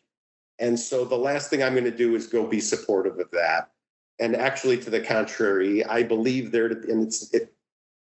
I'm not the expert. I mean, I would love, anyone should go talk to Pat Cummings or others, even Mike Maloney, people that don't even know me, I can cite on these things when they talk about the effective takeout rate of these bets. And when you talk about the computer assisted wagering and, all that other stuff, I don't chase them. I don't play them. I think the only pick six that I'd be willing to touch these days with any regularity, and I don't, but the Los Alamitos hasn't really messed with theirs. And so if I'm going to give someone a thumbs up, it's probably them. That's still a pretty good bet in my opinion. And they'll get nice little $8,000 to $10,000 carryovers, which used to be in my sweet spot because they didn't quite attract the attention of the huge players. So to answer your question, no, I pay no attention to force outs. I pay no attention to pick sixes. And again, when it comes to even the pick five, I'm going to go back to what I said before. I do believe people have been infected by this idea of trying to hit the pick five. And I just think that's exactly the wrong focus. It shouldn't be about hitting it. It should be about why you hit it, or who you hit it with, or why you used it to bet the horses you did. And so, right, even in the event of a carryover in a pick five, I don't care. I'm convinced that with the low denomination wagers, with the rumored access that some insiders have into visibility into the pool, right? I don't know what the truth is, what the truth isn't. I'm not a conspiracy theorist. I just know those aren't winning bets. I don't know anybody that wins at those on a personal level. I don't know anybody that is successful in the long run playing that. And so I'm not going to chase it. So hard no there, hard no. Hard no. And a somewhat angry no. I mean, I really wish they would bring back those $2 bets. They gave people who had strategies a much better chance. All right, so it's been a hot topic in the news this week. There was an article in the Financial Times about the computer teams. I was actually one of the people they interviewed for that, so I'm kind of familiar with it. They have definitely changed the game some. How, if in any way, has that affected your play? Do you avoid or target certain pools? Do you play differently knowing that they're out there? Do you have any sort of computer-assisted wagering that you use? I do not. Again, I'm being funny, but not. Dad, husband, lawyer, horse player. There's no time in that and frankly, not enough brains in my head to come up with a model like that. I'd say, like Tommy, I tip my hat to these people. They, to my knowledge, to my direct knowledge, I'm not aware of anything directly illegal happening. I'm aware of all sorts of fishy things that I see from time to time. And so I am scared to death of these people. I'm scared to death of the potentially nefarious things they're doing with pool manipulation. And yeah, look, I keep a good eye on these pools, and every now and then I see things that don't seem right to me. I'm aware that they're out there, but I don't think I'm playing enough or in their playground enough to be directly affected. I'm too much of a recreational player. I'm certainly not aware of these people taking over the tournament world or anything like that. No, I've not heard anyone stand up on behalf of a computer team and accept, maybe I'm wrong. But the sense I have is that it tends to be individuals playing in these tournaments, not these high volume, whatever. And so, I feel somewhat insulated from it in the tournament world. The other thing that I've tried to do to fight back is that I try to get my bets in early, especially when I'm resolute on my strategy. I would rather be the person that sent the double down to 3-1 and that makes everybody else look at it and say that's unattractive. I do think over time it will drift up, but I don't want to be the one having to make that decision last. Frankly, I'd rather get my money in and let them decide if they're going to do something with that price or not. But I don't want to be the one getting surprised, at the end by something like that. So, I do have the ability to cancel bets if I don't think the price is recovering enough. But otherwise, my advice is just try to limit your exposure to these people in the best way you can. I do think the multi-race bets is where they're preying on people the hardest. And so I try to keep it as simple as I can. And by being a spot picker, I am trying to minimize the number of opportunities for them to get me. Well, and also actually by making especially a larger bet in a contest early, you might be actually taking advantage of them because the computer teams maybe then correct that, because that affects the odds and they might actually drive your price up some. So that's probably a smart way to do it. Yeah, but I have found that I am certainly one of the complainers, and I am sympathetic to the complainers who in the middle of a race see their odds change and freak out. I mean, I get it. In general, the people who seem to be least affected by that are those that got their bets. If they're betting big, it's those that got their bets in first. So that's what I try. It seems to be the late bettors that are constantly getting upset by what happened at the end. That makes sense. Okay, a couple things. Foreign racing. Do you spend any time looking at races from Hong Kong or Australia or Europe? Not on my own ever, under any circumstances. I don't know anything about that stuff. I know for a fact that I don't know anything about that stuff. Yeah, it's a hard no. The only exception being, and I recognize I just keep plugging him over and over, but it's sincere. My buddy Howard does a live podcast on YouTube where he'll do, the World Cup races or whatever. And so occasionally on a big day, if NBC will put out a good product for an hour, or Howard will put something out, or Pete will put something out. Yeah, I mean, as an ordinary racing fan, I'll watch, and maybe if there's enough hype about a horse, I'll make a small Wheel of Fortune bet. But I'm not playing that stuff seriously. If my priorities were in a different place, I would probably be much more aligned to someone like Sean Borman, someone or Pat, playing in those Hong Kong pools. That's if you're really just driven by the money and the ROI and all of that. My sense is that those Hong Kong pools are where you want to be. That's just not me. I'm in this for the fun. I'm in it for the camaraderie. I'm in it for a lot of reasons, and the foreign stuff just doesn't do it. Unless there's a good broadcast, and then that's just entertaining for me, like everybody else.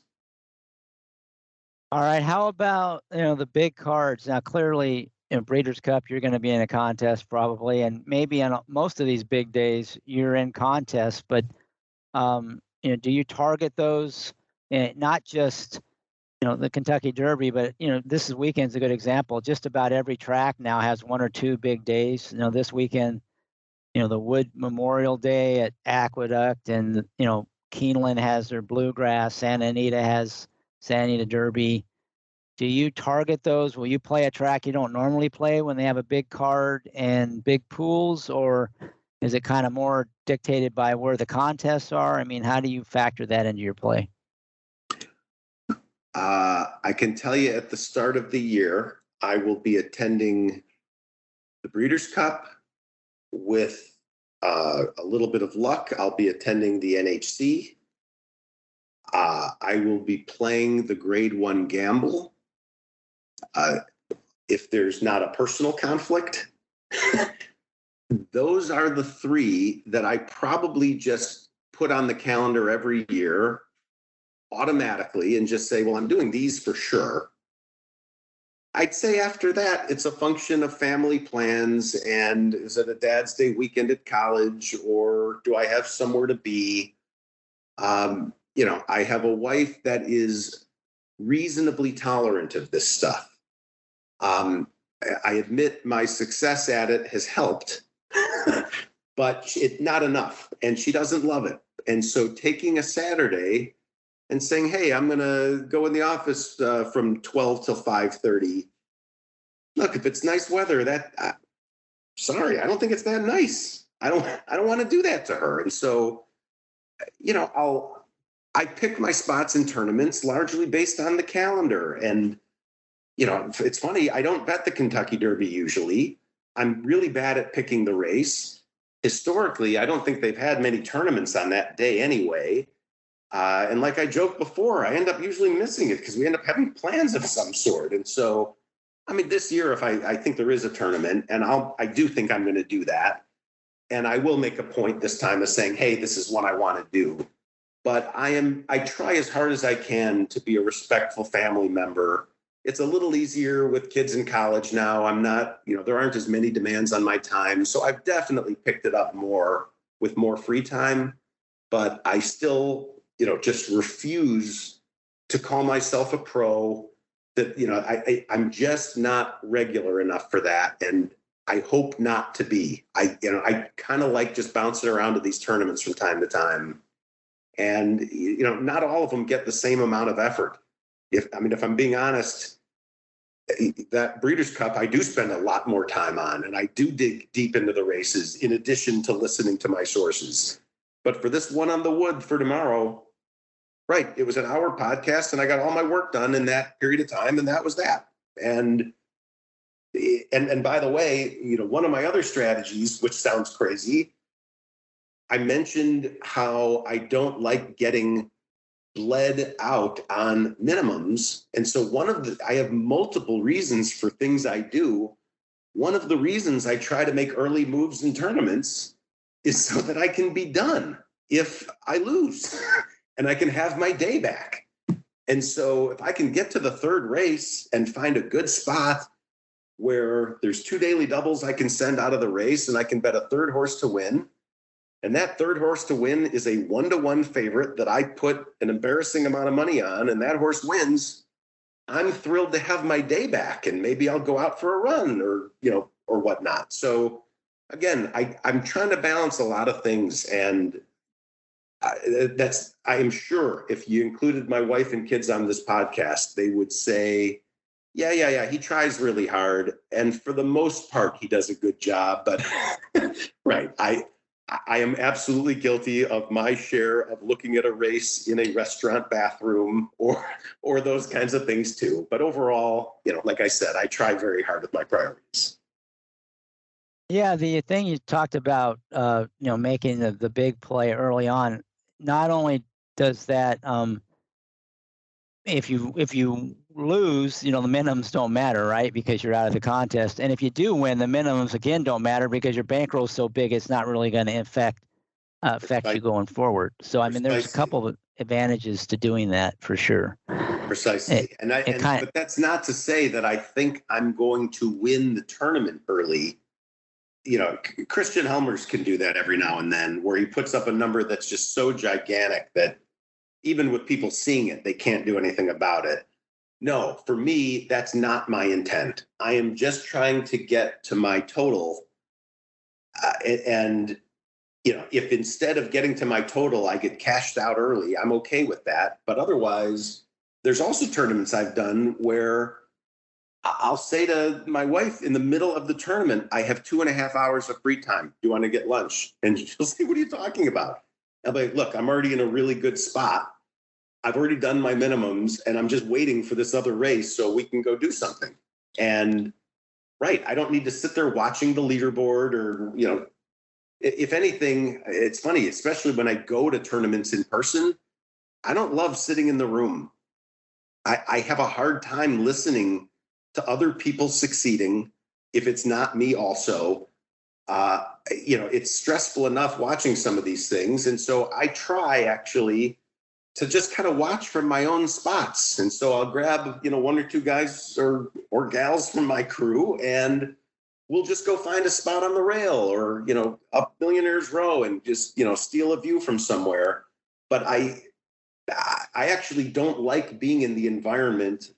As much as I enjoy the competition, I don't like listening to the competitors doing well. And so I try, like I said, I try to stay out of that room. I try to ignore the leaderboard. I just have the confidence to know that if my picks are good and if my strategy is good, I've got a solid shot, and I can just ignore all this other stuff. Great. So a couple other questions here. You might have answered some of these already, but I'll go through them anyway. What do you think are the most important factors for your success as a bettor, or anybody's? money management is absolutely number one. It is not picking. It is not handicapping. I mean, look, there's a certain amount of handicapping knowledge that you just need as table stakes. But I would say otherwise, understanding your bankroll, understanding what you are trying to achieve in the short run and in the long run. What does today mean in the bigger picture for you? You should be capable of answering, what are you trying to do? And I think there's just a lot of people who just kind of like trying to win, or I'm trying to hit something, or I'm trying to get my money back on a candle that lost for me, and he's in again, and I'm going to give him another shot. The money management side is so critical, and I've got all sorts of little tips and little tricks that have been so helpful, and they are so simple. I'll give you a couple. Please. When my kids went to college, we came up with a reasonable budget for them.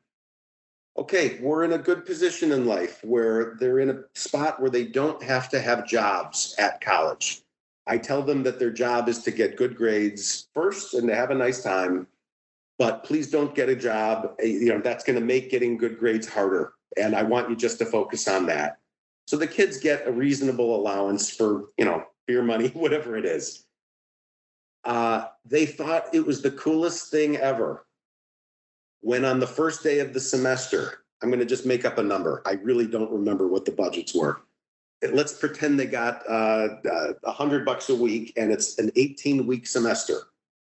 I would put $1,800 in their account instantly. And they would say, oh my gosh, I'm rich. My balance starts with a 2. Oh my God, I've got $2,000 something. This is amazing. And I'd say, yeah, you don't understand what I've done to you here. You'll see. And sure enough, 3 weeks later, I get a phone call saying, oh my God, I'm poor. And I'll say, what happened? It's been 3 weeks. And they'll say, my balance now is 1990. I just had I took an Uber home to be responsible. But now it doesn't start with a 2. And I'm like, right. That's why I gave you all the money up front. You're the one that's going to have to learn how to parse this out over time. Look, the math isn't hard, kiddo. You have 16 weeks left. You should have $1,600. If you have more than that, you're doing okay, unless there's fixed expenses that you're going to be coming later, right? That's a little complicated for you. Sorry, but the idea of having to manage their entire bankroll forced a level of discipline that they did not expect to have. And so when that next expense came that sent them from $1,500 something to $1,400 something, they thought twice. And they were looking at their total wondering, like, am I okay? I recognize that in an area where people could be compulsive gamblers, this might not be the best advice for everybody. My strong recommendation, take your budget for the year, take your budget for the quarter, pick a long period of time, and put the whole thing in your ADW at once. Put the whole thing there. By the way, you're probably going to lose it in the stock market these days anyway. So put the whole thing there, and I promise, much like my kids, you are going to start protecting that balance in ways you didn't expect, because there's just a level of seriousness to this now. Like this is my budgeted amount. There is no more. I want this to last. I want to be able to play all the way up until the cigar mile. And so, I got to make this work one way or the other. That discipline's incredible. Here's another one, and it sounds absolutely preposterous. It's especially true for people who get rebates, because rebates show up once a month, once a week, whatever the place is. I highly recommend going to your accounts from time to time and making sure that they end in comma 000 or comma 500 or comma 250, whatever it is. There is something to seeing a round number in your ADW when you get this idea of betting. You're watching TVG, someone has this great idea, you look up the form, you say, yeah, I really like this. And you're sitting there thinking, I could bet a couple $100 on this. And when you open up your ADW and the balance is at $20,000 even, I promise you are going to think 6 times extra about making a bet that makes it 19,800. There is something about the beauty of that round number that you don't want to disturb it.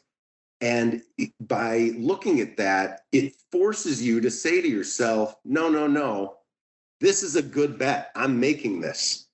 But if it was just a casual one that you weren't that serious about, you might actually just pass, because I like having that big round number and I don't want to mess with that too much. So the joke is, when you get rebates, you have to go back in. And I'm not joking.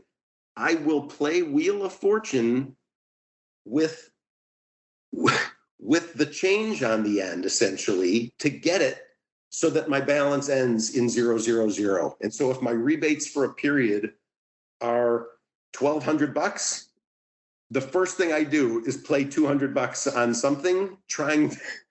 I don't want to close the account with a comma 200, because it's going to be too easy to play that 200 the next time, and I'd rather have the discipline to not do it. I'll give you one more as well, and I recognize that I am probably making fun of some friends in the process. It is heartbreaking to me when you go onto Twitter and see someone posting a big hit. They post their ticket that they're so proud of, whether it's part of an ABC sequence or just a Cape Mint, whatever. They got a ticket that they're happy with and they post it. And sometimes these people don't pay a lot of attention. And in the picture that they've posted, you can see their balance. Ask yourself how many times you've seen a balance that was good, or that was a lot higher than the amount that they just cashed on that ticket. That is completely stunning to me, as I see most of these pictures, that the amount of the ticket ends up being the dominant majority of the money in the account. And unless these people have the discipline to sweep these accounts, daily, weekly, whatever, and put the money somewhere else, what that's telling me is, look, you are playing the kind of bets that bring your account down to zero a lot, and you're probably making deposits a lot. And so, nice that you hit one of these, but the fact that your balance wasn't higher is telling me this probably hasn't been working out great until now. And so again, it's just another, it's an opportunity to rethink what you're doing. Is this a winning strategy? A lot of these ADWs have ROI trackers, and you can sort on that by bet type. If you've been paying any attention to me at all, you could know that when I click on that, for me, it says very little, actually, because I'm pretty on top of what I know about what I'm good and bad at. And I don't have a lot of losses in the pick 6 and the pick 5. I don't do much of that. But for people that are wondering if what I'm saying applies to them, go look for yourself. Go look at, and you can do it for multiple years, actually. Go look at your ROI just in those multi-race bets, and ask yourself if that's something you want to see repeat again next year, or if you think you have figured something out that makes you better than that now, which I'm not sure is the case either, but whatever. So I'm not trying to sound too lecturing about it, but I'm just so acutely aware of what I'm good and not good at. And there's just a lot here that I don't think I'm good at. And I feel very fortunate to know that. So it sounds like, from the record keeping standpoint, you can go check that, but you're not unlikely to be surprised. You already understand what wager types or pools or tracks you're good at and what you're not. but if others aren't as self-aware, that probably isn't a bad practice. Is that what I hear you saying? Absolutely. And if you are a regular player, I can't fathom being a regular player the old way at the OTB, where it's just a bunch of speed capping, what race is coming up in 8 to 15 minutes. If I were a regular player, I would most definitely focus in on 1 or 2 circuits, probably those with large betting pools, because, some of these racing products might be pretty good actually, but if the pools are too small, they're very hard to make money at. So I can't help but take pool size into account. But right, I mean, if the Monmouth Pick Your Prize contest is a great contest. I don't play Monmouth with any regularity. They just don't do enough contests to catch my eye. But yeah, I'll do that contest if I can this year. That's a great one. So I do try to keep my eyes open for these things, but I'm not committed.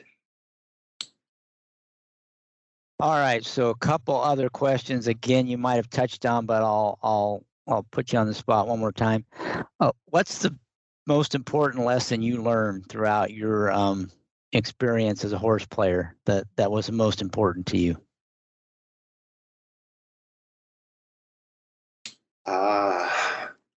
Certainly this Wheel of Fortune concept of just knowing what you're good at, knowing what you're bad at. I would say a second thing, you do not have to be a BCBC winner to have confidence in your approach. You can, on a smaller scale, play with a game selection strategy that allows you to play in smaller tournaments and be really, really good at this stuff. That confidence is an enormous mental edge that anybody could have if they can get their mind around it. Most of us have suffered enough losses or been beaten down enough that deep down that confidence isn't very real. In my case, okay, look, it's a mix clearly of brains and luck and timing. It's a lot of each of those things. And I do emphasize the luck component as well. But the good news is I'm playing with house money. I had a huge day at the Breeders' Cup years and years ago in cash. Came home and it was one of the funniest conversations ever, saying to my wife, do you want anything? Is there a handbag? Is there furniture? Is there a vacation? Are there things we've been putting off? I knew the answer was no. We're doing okay. And so I said to her, look, all I want to do with this money is put it into our brokerage account and not get any grief from you for the rest of my life when I take out $10K a year to go play in the BCBC. Please remember that this is all house money. And right, that way, when I walk into the BCBC or whatever contest it is, I'm not scared. I'm playing with their money. I'm not a pro. I don't play with enough regularity to give it back. I couldn't give it back with the kind of guardrails that I've set up for myself. And so I walk in knowing I can totally afford this. It's already paid for. And so there's just no fear, none. It's the same way that you're not afraid to play Monopoly, right? I've had some really good fortune early, and I've had the smarts to bank it and not put it back at risk so quickly. And essentially that just renders me a dangerous person now because, I'm just not afraid to do stuff. It's funny. I think I heard you ask one of the other guys something about how do you handle the pressure or, the mental aspects of this, how do you deal with the large swings? I think I've answered that to a degree. Like I'm in such a good spot and I'm relative to the whole, I'm putting so little at risk that it doesn't matter. And so I can just go play the right way without having to worry about the money. And that is a luxury most people don't have. That is why I stress game selection. Pick a game where you can operate that way. NYRA Bets, I think, offers $200 or $300 tournaments very frequently. ExpressBet has a bunch of smaller ones too. I think for 500, maybe even smaller. Those are great tournaments, and all the strategies we talked about work in those. Even the side bets, you just got to scale your amounts. And so, right, if you've got the budget and the strategy, you could walk into those tournaments with the same amount of confidence and the same kind of confidence that I'm walking in with. It's not, I don't have a monopoly on this, and yet most people just haven't come up with a way to think about this stuff. And instead, when they hear that someone bet 33K on Knicks Go and 26K on Life is Good, or whatever that number was, 20K, right, they just say, I could never do that, and that's crazy. But again, you got to put yourself in the game in that spot. And frankly, like I said, if you know you can't do that, then you probably shouldn't be there, or you should be reducing your expectations dramatically. Okay, and you probably answered this already, but what do you think is the biggest mistake that most players make? That if they would fix that, they would have a much better result. They have no sense of what their actual goals are, typically, right? They don't even know what they're trying to do other than be successful, but they don't have a way to quantify that. And so like I said, it just makes it very hard to know when you've arrived, or what you're even, or when you will feel like you've arrived if you haven't thought about that stuff in advance. So that's a big one. I took some notes for this, making sure to cover some things that I wanted to cover. It's funny. Well, go ahead and cover those, because we're about near the end. I was going to ask if you had anything else. So go ahead, and if you have a punch list you want to hit, go for it. Well, and it's funny because this ties in, because you're asking about mistakes that other people make, but I actually made a list of my 3 biggest failures. Right. So I'm so self-aware that I actually think I've got a decent handle on a few things that I'm really bad at and I'm trying to get better at. So, one of them is I don't take good notes on bet backs. I will watch a race, I'll see a horrible trip, and 4 weeks later, my buddy Howard will say to me, don't you remember, this is the one that got backed up? And I'll be like, oh my gosh, I totally forgot. Right, I should be better. And I know that in DRF, you can add notes, and I should probably be better at that. Although that's a little bit in conflict with my overall approach of trying to pick my spots and not keep betting too many times. So in a strange way, not taking those notes is helping me in that regard. The second thing that I think I'm bad at, and that other people might even be worse at, is making a big deal out of very small differences in figures. Somehow when you're looking at the time form early pace numbers, and one horse has a 110 and another has a 108, we're putting just a ton of weight on those 2 points. The same thing goes with buyers. And, I think I need to be better at looking at those as ranges rather than as specifics. I think people just get way too caught up in minor differences. And if anything, that's often the key to finding better prices, is to find horses that are good equivalents to one another, where it's just a couple points and that's it. And people give so much weight to those couple points that the other horse becomes a way better bet. So that's something I wish I was better at. And the third one is directly in the contest world. And my buddies are going to their mouths are going to drop to the floor when they hear me say this, because I don't act this way. I need to learn to accept that a prize pool position other than first is okay sometimes. I am so competitive, and I want the headline and the big score and the great feeling and the little trinket or trophy or piece of paper that says winner, that, it is often the case that I could have managed second, third, fourth, or fifth with some still good prize money had I not let my ego get in the way of wanting to win so badly. And so I've got to recognize, and that Monmouth Pick Your Prize contest is the quintessential example of this. Yes, first place pays more than the other places, but 10th place in that contest is a great result. And I'd like to think if I was playing in that tomorrow that I could be mature enough and a big enough person to recognize that 10th is a good spot. And if that's where I'm headed, that's okay. And so it doesn't have to be first or worst. That's something, maybe that's a little unique to me, but that's something I'm pretty bad at.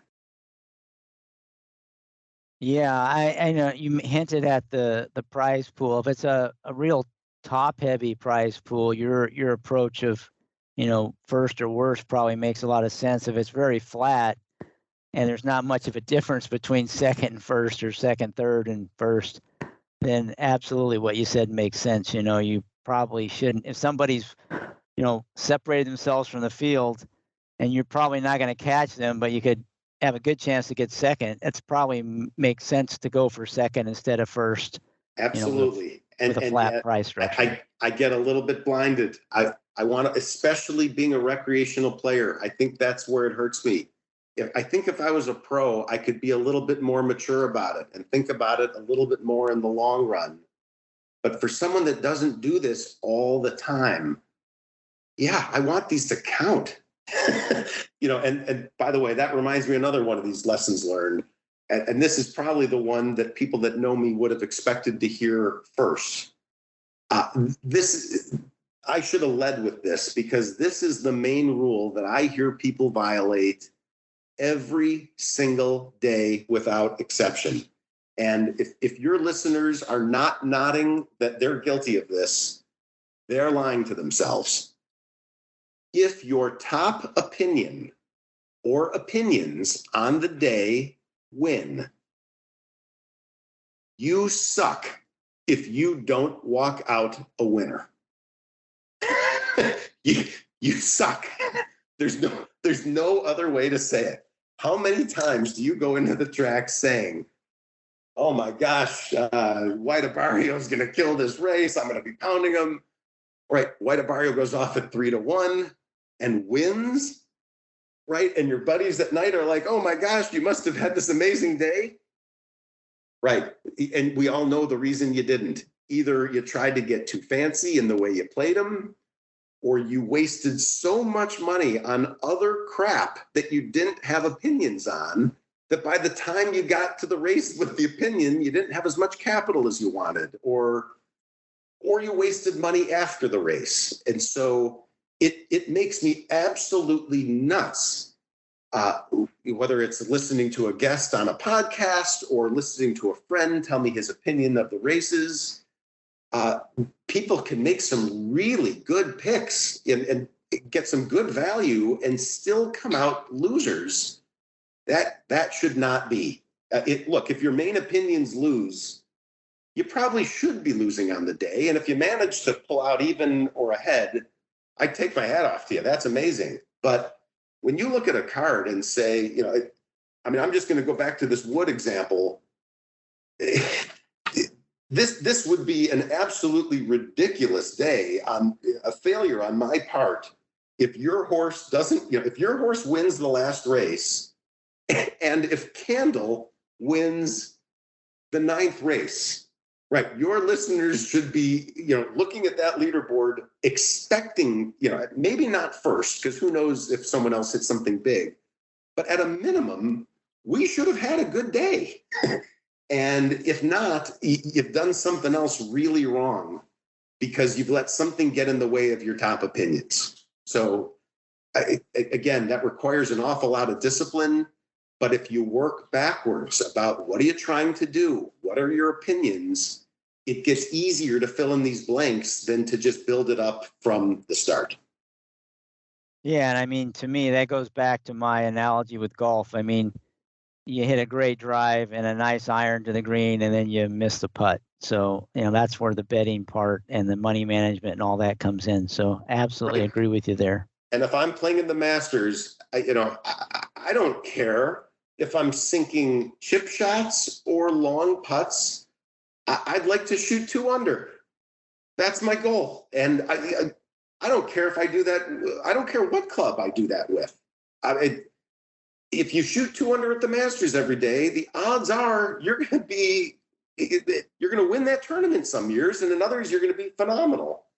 And so you don't need to look at the leaderboard to see who's already 6 under. You don't need, just play your game. -2 at the Masters every day would be amazing. And no one makes fun of the person who does that with 3 putting but amazing drives, or with bad, short drives but great putting. It's the score. I mean, that's the cool part of it, is at the end of the day, you had a result you were trying to get to. You played a game to get there. Did you get there?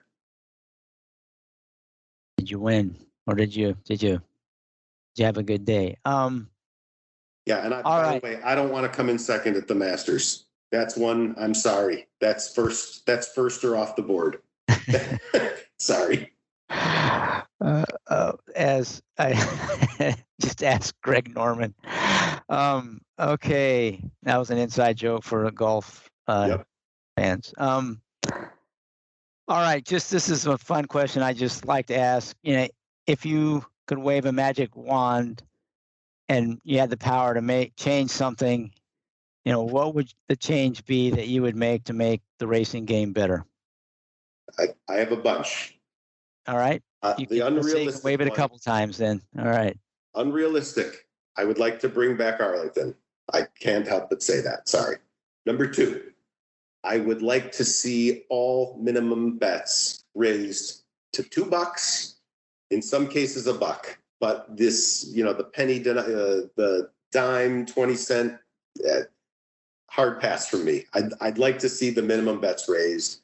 And I think this is something that Marshall said that I am a deep believer in as well. Notwithstanding the fact that I have waded into the waters and started figuring out some of this rebating stuff, I think it would be infinitely better for the game to reduce takeout and just take away the rebates and just, treat everybody the same, eliminate the advantages for the high volume players and the computer players. I would gladly give back the rebates in exchange for slightly better prices, less takeout and all that. It does feel like this has become somewhat of an insider's game, that either some of these tricks or you don't. And look, I've kind of broken through that in these recent years, and it's not such an insider's game. And by the way, I'm totally willing to help people if they say, who is that name of that person to call? Yeah, I'm more than happy to give out some advice on where to go and what to do. But overall, takeout's a killer. It's a shame that it seems to be the low-hanging fruit solution so often, and I think it's a lot more damaging than people realize to their bankrolls. You're just getting grinded away pretty hard playing this way if you're playing a lot. So, yeah, I would level the playing field. That's what I would do. Yeah, the argument that players don't even know the takeout or care about it, it's just a bad argument, because whether they know about it or care about it or not, it's killing them, and the numbers prove it. And that's what frustrates me a little bit, is like, well, they don't. Most players couldn't even tell you what the takeout is. That doesn't mean it's not impacting their play and reducing their churn. And like you said, they run out of their money before the end of the week or the end of the month or the end of the year, and they're betting less, and they get discouraged and maybe even leave the game entirely. All that happens even if they're not aware of what it is. So if you're in the industry and that's your excuse for not changing the takeout, that's just a bad excuse. Yeah, and I'm one of those people that for years was getting grinded away and just didn't quite realize it. My money management skills weren't as strong. And so it was just as easy to reach into the track fund and grab a couple $100 and go to the track. And, I didn't keep good records. And, your mind tends to remember the wins more than the losses. And look, I'm sitting here looking at some of those charts that I talked about that I print out. One thing I probably should have done is print out some of the worst losers I ever had.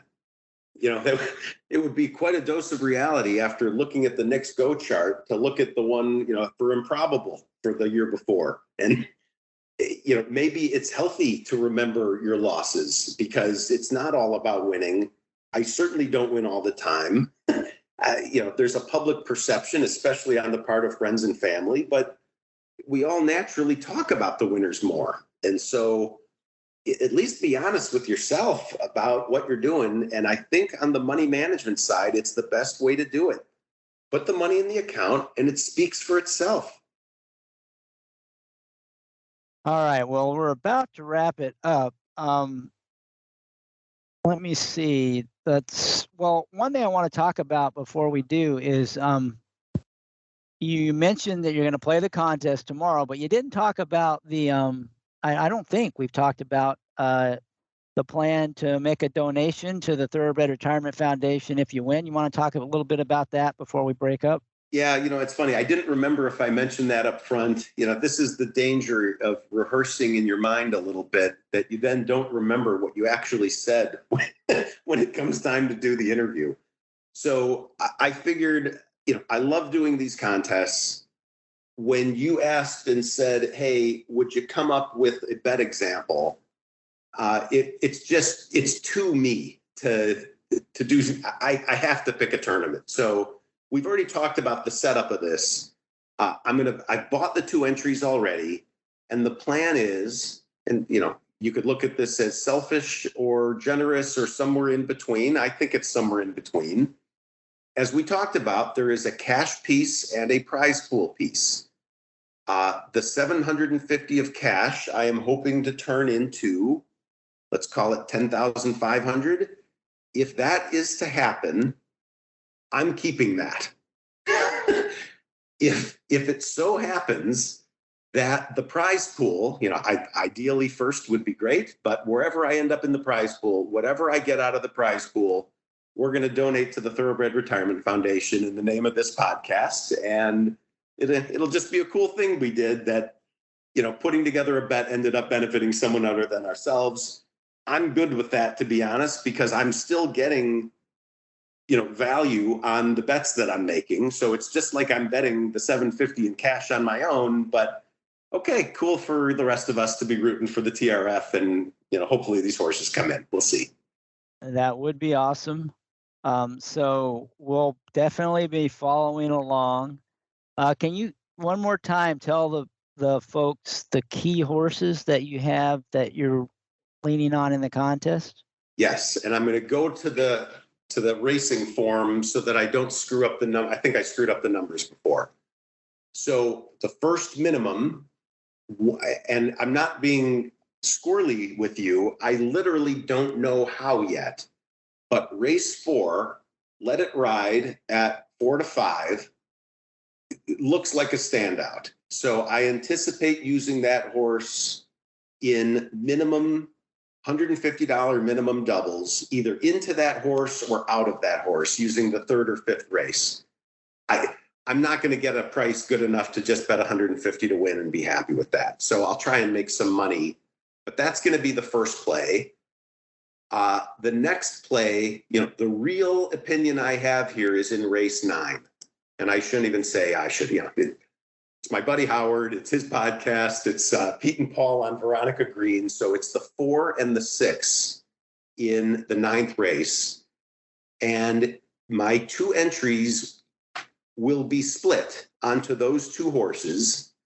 And so it's almost, I'm playing these things almost like completely independently, as if I just had one opinion in the race. And so I will probably be doing, to take advantage of another minimum, I'll be playing a double, $150 double in race 8 into race 9. And, we talked about that 4 Repo Rocks at 9 to 5. That looks like a standout. I don't love White Barrio in this spot, but we'll see. If I'm being honest, if White Barrio is 3-5 and Repo Rocks is 4-1, that's going to tell me something's goofy, and I'll probably switch over to the 3-5 shot to be safer. But absent something strange like that happening, I will have $150 doubles going of Repo Rocks into, in one case, Candle, and in one case, that 6-horse Veronica Green. Any other money I have, I will be sure to be leaving myself $150 for the next race. You have to make sure you have enough to cover your minimums when you're betting these daily doubles. That's a very important point to get out. People do sometimes mess that up, and they're not stupid. It's just hard to keep track of sometimes. So you got to be very diligent in knowing that your minimum counts only for the first half of the double, and to make sure to leave yourself enough to pay for your minimums. But, our entire day is going to go through that race 9. And if one of those 2 horses wins, there will be a minimum bet made in race 10, almost for sure on the 5 that listener of that podcast picked that I thought looks really good. And I'll probably be doing doubles with that minimum into your pick that I like also, the 13 horse In the Wood hit show. And so if everything goes according to plan, I could picture hitting, a $150 double in race 4. Maybe that'll get me $500 or something like that extra. I can picture in race 8, betting $150 doubles of Repo Rocks into those other horses. We'll have to see when we get to race 9 how to play that. If Candle's odds are decent, it might just be a win bet.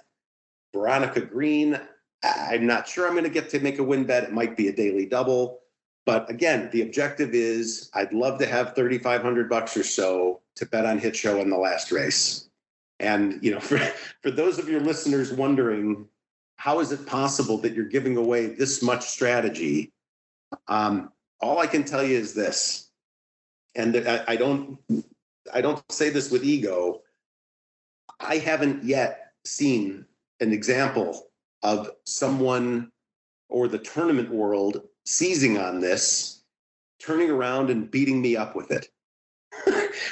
The reality is my losses in tournaments are a function of me, not other people. I don't have a string of seconds, thirds, fourths where I keep getting edged out and what am I doing to just be short?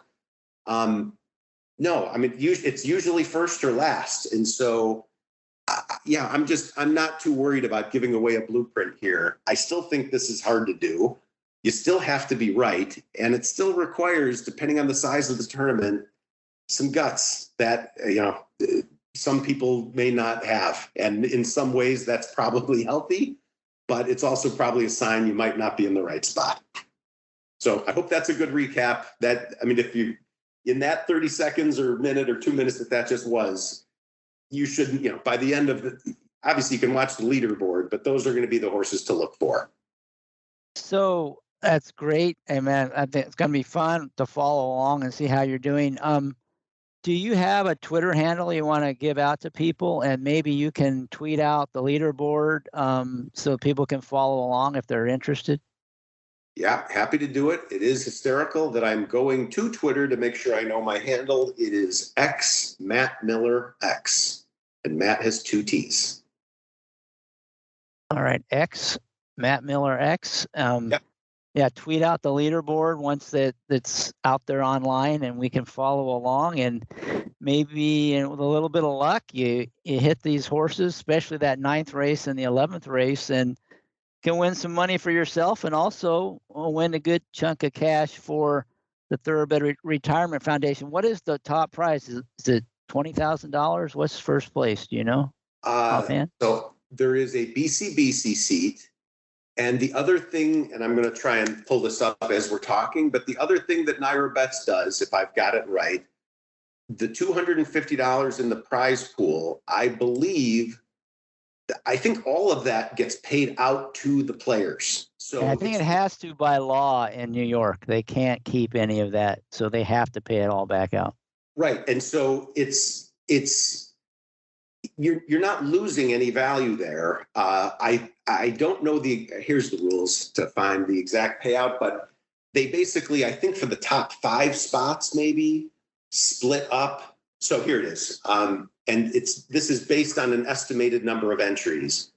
If there's 100 entries in this tournament, 50% of the prize pool goes to first. So that would be $12,500 plus a $10,000 BCBC seat. Second place gets 25% or $6,250. Third gets 15%. Fourth gets 10%. Look, 10%, $2,500 wouldn't be a bad donation either, but we know we want that we want the 25K. We're going to do our best. All right, great. That should be fun. Any last thing you want to add before we sign off? Well, I mean, just kind of going back to what we started with, I hope I was clear. I hope I've got good clarity of thought and that the way these thoughts come out makes sense to people. I'm genuinely happy to be an advisor to all. And so if someone wants to tweet with questions or bump into me at a track and talk for a bit, I love talking about this stuff. This interview could have gone a lot longer, actually, if you let me ramble further. And that's not a complaint. That's probably a good thing you cut it where you did. But yeah, this is good, fun stuff. And I'm a deep believer in, like I said, priorities. You just know your priorities in life. Know your goals. I mean, those things sound so simple, but I think that's where a lot of people get tripped up right away. So hopefully if I've said anything that's helpful, some of these money management tips or whatnot, yeah, I mean, even if you just take away a couple nuggets from this that are helpful, I'd feel tremendous. Well, you've been a great guest, and anybody who listens to this, especially if you are a live bankroll contest player, I don't see how they couldn't come out of it with some really good nuggets that they can employ in their own play. I've really enjoyed it. So thank you, Matt, for joining us, and thank you all the listeners out there for the great response you've given in the first few podcasts. And I'm really looking forward to doing more in the future. And in particular, all you horse players out there, may you boldly go where no horse player has gone before.